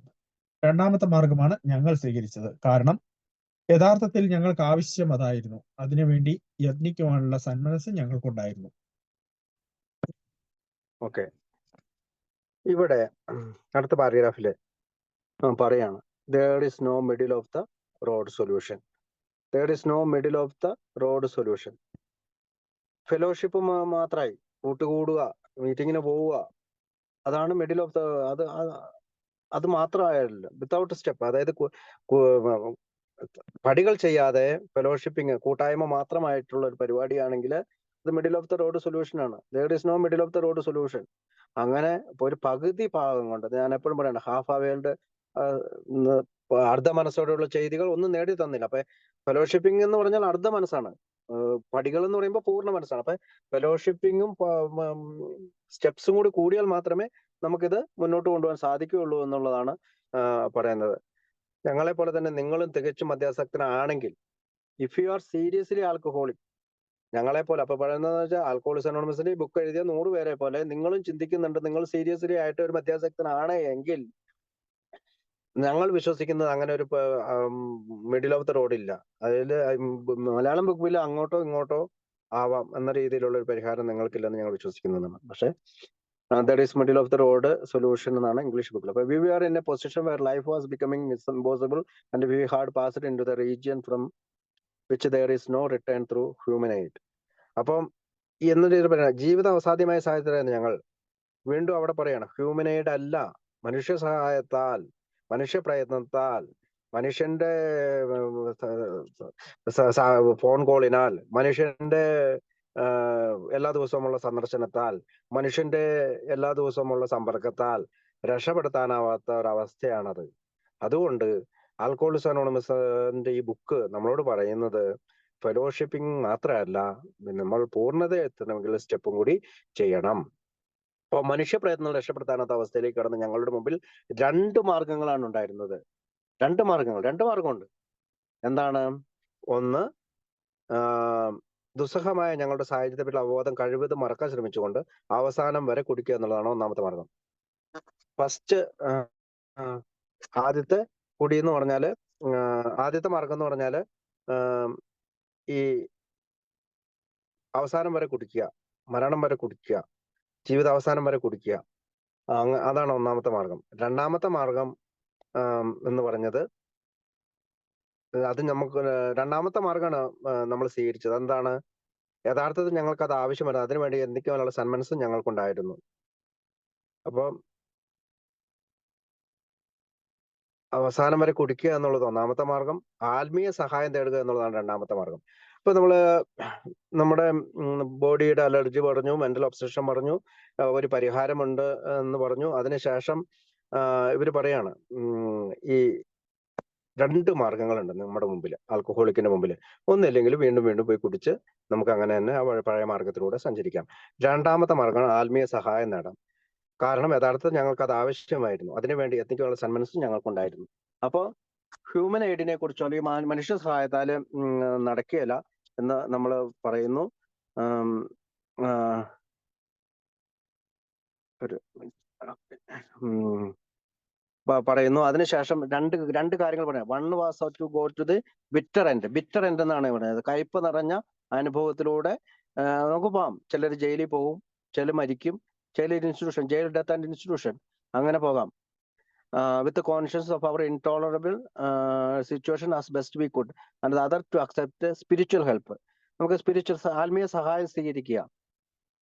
അപ്പൊ നമ്മൾ ആത്മീയത്തെ കുറിച്ച് ഫുള്ളി എക്സ്പ്ലെയിനഡ് ആണ് അപ്പൻഡിക്സ് 2. അത് നമുക്ക് അടുത്ത ആഴ്ച സംസാരിക്കാം. അപ്പോ ഇവിടെ ആത്മീയ സഹായം സ്വീകരിക്കാനാണ് നമ്മൾ തയ്യാറായത്. This we did because we honestly wanted to. എന്തുകൊണ്ടാണ്? ഞാൻ ചികിത്സാ കേന്ദ്രത്തിൽ നിന്ന് ഇറങ്ങിയപ്പോ 5:30 തുടങ്ങുന്നതിന്റെ മീറ്റിങ്ങിന് 4:30 പോയി നിന്നതിന്റെ ഒരു കാരണം എന്താണ്? ആത്മാർത്ഥമായിട്ടുള്ള സത്യസന്ധമായിട്ടുള്ള ഒരു ആഗ്രഹം എയിൽ വന്നപ്പോ എനിക്ക് കിട്ടി. അല്ലെങ്കിൽ അതുവരെ ഭാര്യയ്ക്ക് വേണ്ടിയോ മക്കൾക്ക് വേണ്ടിയോ മറ്റുള്ളവർക്ക് വേണ്ടിയോ കുടിക്കാതിരുന്ന എനിക്ക് കുടിക്കാതിരിക്കണമെന്നുള്ള തോന്നലിലേക്ക്, ഞാൻ ജീവിച്ചിരിക്കണമെങ്കിൽ ഞാൻ കുടിക്കാതിരിക്കണമെന്നുള്ള തോന്നലിലേക്ക് എനിക്ക് വന്നു. And were willing to make the effort. അവിടെ നമ്മൾ എഫേർട്ട് എടുത്ത് നമ്മൾ കുടിക്കാതിരിക്കാനായിട്ട് ശ്രമിക്കുകയാണ്. അപ്പോൾ 2 മാർഗങ്ങളുണ്ട്. ഒന്ന് വീണ്ടും കുടിച്ച് മരിക്കുക, അല്ലെങ്കിൽ കുടിക്കാതെ നല്ല ആത്മീയമായിട്ടുള്ള ഒരു ഹെൽപ്പ് മേടിക്കുക. അല്ലെങ്കിൽ നമ്മുടെ ആൽക്കഹോളിക്സ് അനോണിമസിന്റെ എന്താണ് നമുക്ക് ചേഞ്ചിനെ കുറിച്ചൊക്കെ അടുത്ത ആഴ്ച സംസാരിക്കാം. അപ്പൊ അടുത്ത പാരഗ്രാഫിൽ പറയുന്നത് ഒരു അതൊന്ന് വായിക്കാവോ?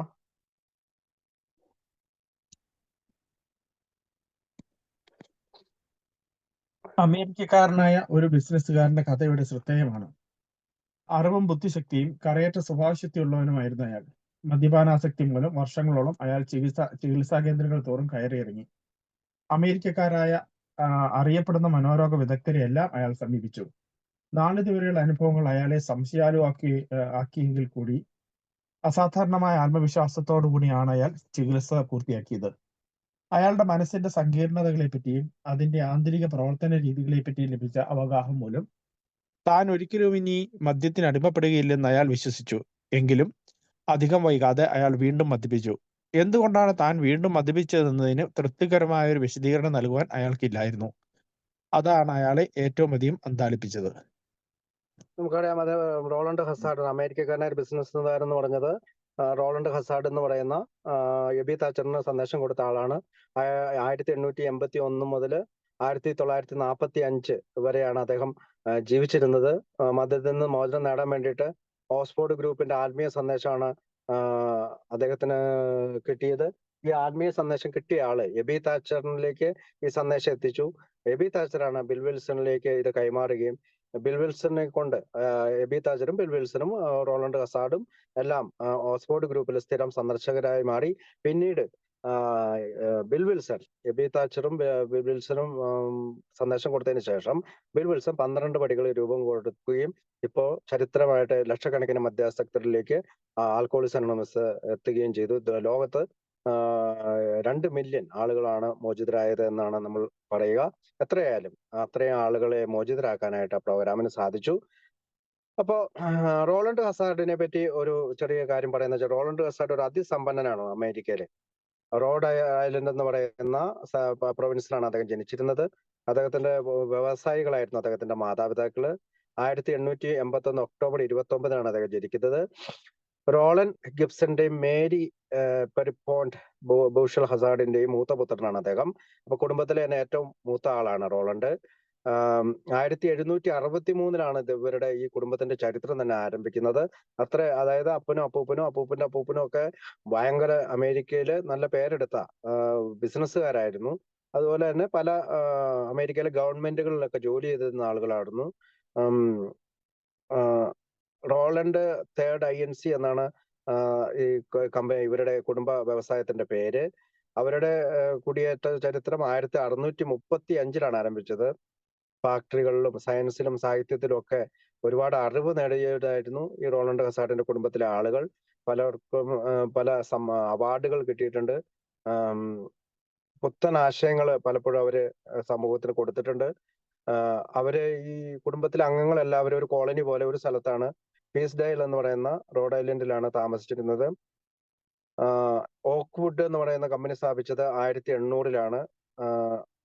അപ്പൊ ഇങ്ങനെ ഒരുപാട് കമ്പനികൾ ഉണ്ടായിരുന്നു. 1941 പുലിസ്റ്റർ സമ്മാന ജേതാവായ മഹാകവി ലേനോർഡ് ബേക്കൺ അക്രോൺസ് ഇവരുടെ സ്വന്തക്കാരനാണ്. അങ്ങനെ ഒരുപാട് കാര്യങ്ങൾ പിന്നെ ഹസാർഡ് യൂണിവേഴ്സിറ്റിയിലെ 10ാം തലമുറക്കാരനായിരുന്നു റോളണ്ട്. യേൽ യൂണിവേഴ്സിറ്റിയിൽ BA 1903 പഠിച്ചിറങ്ങി. അപ്പൊ അത്യാവശ്യം വിദ്യാഭ്യാസമുള്ള ഒരാളായിരുന്നു റോളണ്ട്. റൗളി എന്നാണ് കൂട്ടുകാർ അയാളെ വിളിച്ചിരുന്നത്. ഗായക സംഘത്തിലൊക്കെ പാട്ടുപാടും ഒക്കെ ചെയ്തിരുന്നു. അപ്പൊ ചരിത്രം പറയുന്നത് ഇദ്ദേഹത്തിന്റെ അപ്പനും അപ്പൂപ്പനും ഒക്കെ ബ്രൗൺ യൂണിവേഴ്സിറ്റിയിൽ പഠിച്ചിരുന്നു. അപ്പൊ അന്നത്തെ കാലത്ത് ഇന്നത്തെ പോലത്തെ യൂണിവേഴ്സിറ്റികളില്ല. അപ്പൊ വളരെ ചുരുക്കിയ യൂണിവേഴ്സിറ്റികളിലൊക്കെ പഠിച്ചിരുന്ന അമ്മ വീട്ടുകാരെ യേൽ യൂണിവേഴ്സിറ്റിയിലാണ്. അപ്പൊ അവരെല്ലാവരും നല്ല വിദ്യാഭ്യാസമുള്ള ഫാമിലി ആയിരുന്നു. അപ്പൊ ഈ യേൽ യൂണിവേഴ്സിറ്റിക്ക് ശേഷം റോളണ്ട് കുടുംബ വ്യവസായങ്ങളിൽ സഹായിക്കാനായിട്ട് പലപ്പോഴും പോയിരുന്നു. ഈ പട്ടാളക്കാർക്കുള്ള കമ്പിളിപ്പൊതുപ്പുകൾ ഉണ്ടാക്കുന്ന ഒരു കമ്പനിയിലായിരുന്നു അദ്ദേഹത്തിന്റെ ഭാഗം. അവിടെ പിന്നെ കൂടാതെ കേക്ക്, ഓവന്, അങ്ങനെയുള്ള കുറെ കാര്യങ്ങൾ ഉൽപ്പാദിപ്പിക്കുന്ന ഫാക്ടറിയിൽ അദ്ദേഹം ജോലി ചെയ്തു. അങ്ങനെ ഈ കമ്പനിയുടെ അല്ലെങ്കിൽ ഈ ഫാമിലി കമ്പനിയുടെ സെക്രട്ടറി ആയിട്ടും ട്രഷററായിട്ടും ഒക്കെ അദ്ദേഹം ജോലി ചെയ്തു. വിവാഹത്തിന് ശേഷം അദ്ദേഹത്തിന് 3 പുത്രന്മാർ ജനിച്ചു. ഈ 2ാം ലോക മഹായുദ്ധം പൊട്ടിപ്പുറപ്പെട്ടപ്പോൾ നിർബന്ധിത സേവനമുണ്ടത്തിനിടയിൽ 2 പുത്രന്മാർ കൊല്ലപ്പെട്ടു.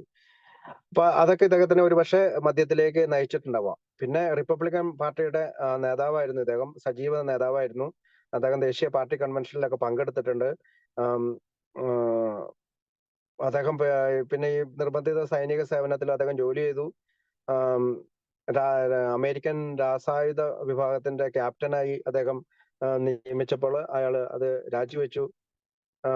മദ്യപാനാണോ ആ സമയത്ത് പ്രശ്നമെന്ന് കൃത്യമായിട്ട് ഇതല്ല. പക്ഷെ ഈ ഇത്തരം കാര്യങ്ങൾക്ക് ശേഷം വളരെ വലിയൊരു സംരംഭമുള്ള ഈ ആള് അടി തട്ടിയപ്പോഴാണ്, അല്ലെങ്കിൽ മദ്യപാനം കൊണ്ട് അടി തട്ടിയപ്പോഴാണ് ചികിത്സയ്ക്ക് പോകുന്നത്. അമേരിക്കയിലുള്ള പല സൈക്കാട്രിമാരെയും ഈ പണം കൊണ്ട് അദ്ദേഹത്തിന് കണ്ടുപിടിക്കാനും ചികിത്സ നേടാനും ഒക്കെ അദ്ദേഹം ശ്രമിച്ചു. പക്ഷെ ആർക്കും തൃപ്തികരമായ ഒരു ഉത്തരം എന്താണ് ഇദ്ദേഹത്തിന് സംഭവിച്ചതെന്നുള്ളത് കൊടുക്കാനായില്ല. അങ്ങനെ അദ്ദേഹം സിഗ്മണ്ട് ഫ്രോയിഡ്, അന്നത്തെ കാലത്തെ ഏറ്റവും വലിയ സൈക്കാട്രിസ്റ്റ് ആയ സിഗ്മണ്ട് ഫ്രോയിഡിന്റെ അടുത്ത് പോകുമ്പോൾ റോളണ്ടിനെ ചികിത്സിക്കാൻ അദ്ദേഹത്തിന് കഴിഞ്ഞില്ല. കാരണം പ്രത്യേകിച്ച് അദ്ദേഹം വെച്ച് തിരക്കിലായിരുന്നു. അതിനുശേഷം സിഗ്മണ്ട് ഫ്രോയിഡിന്റെ തന്നെ ശിഷ്യനായ ഡോക്ടർ കാൾ ഗുസ്താവ് എന്ന് വിളിക്കുന്ന കാൾ ജങ്ങിനെ കാണാനായി അദ്ദേഹം പോകുന്നുണ്ട്. അപ്പോ സ്വിറ്റ്സർലൻഡ്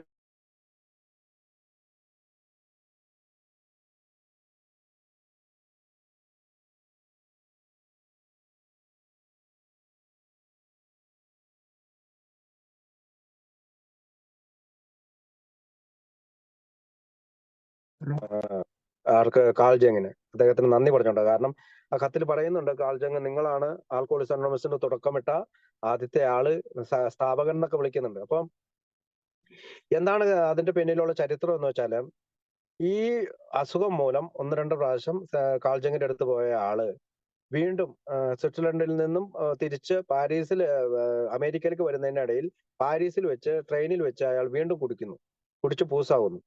ഇങ്ങനെ പൂസായതിനു ശേഷം അദ്ദേഹം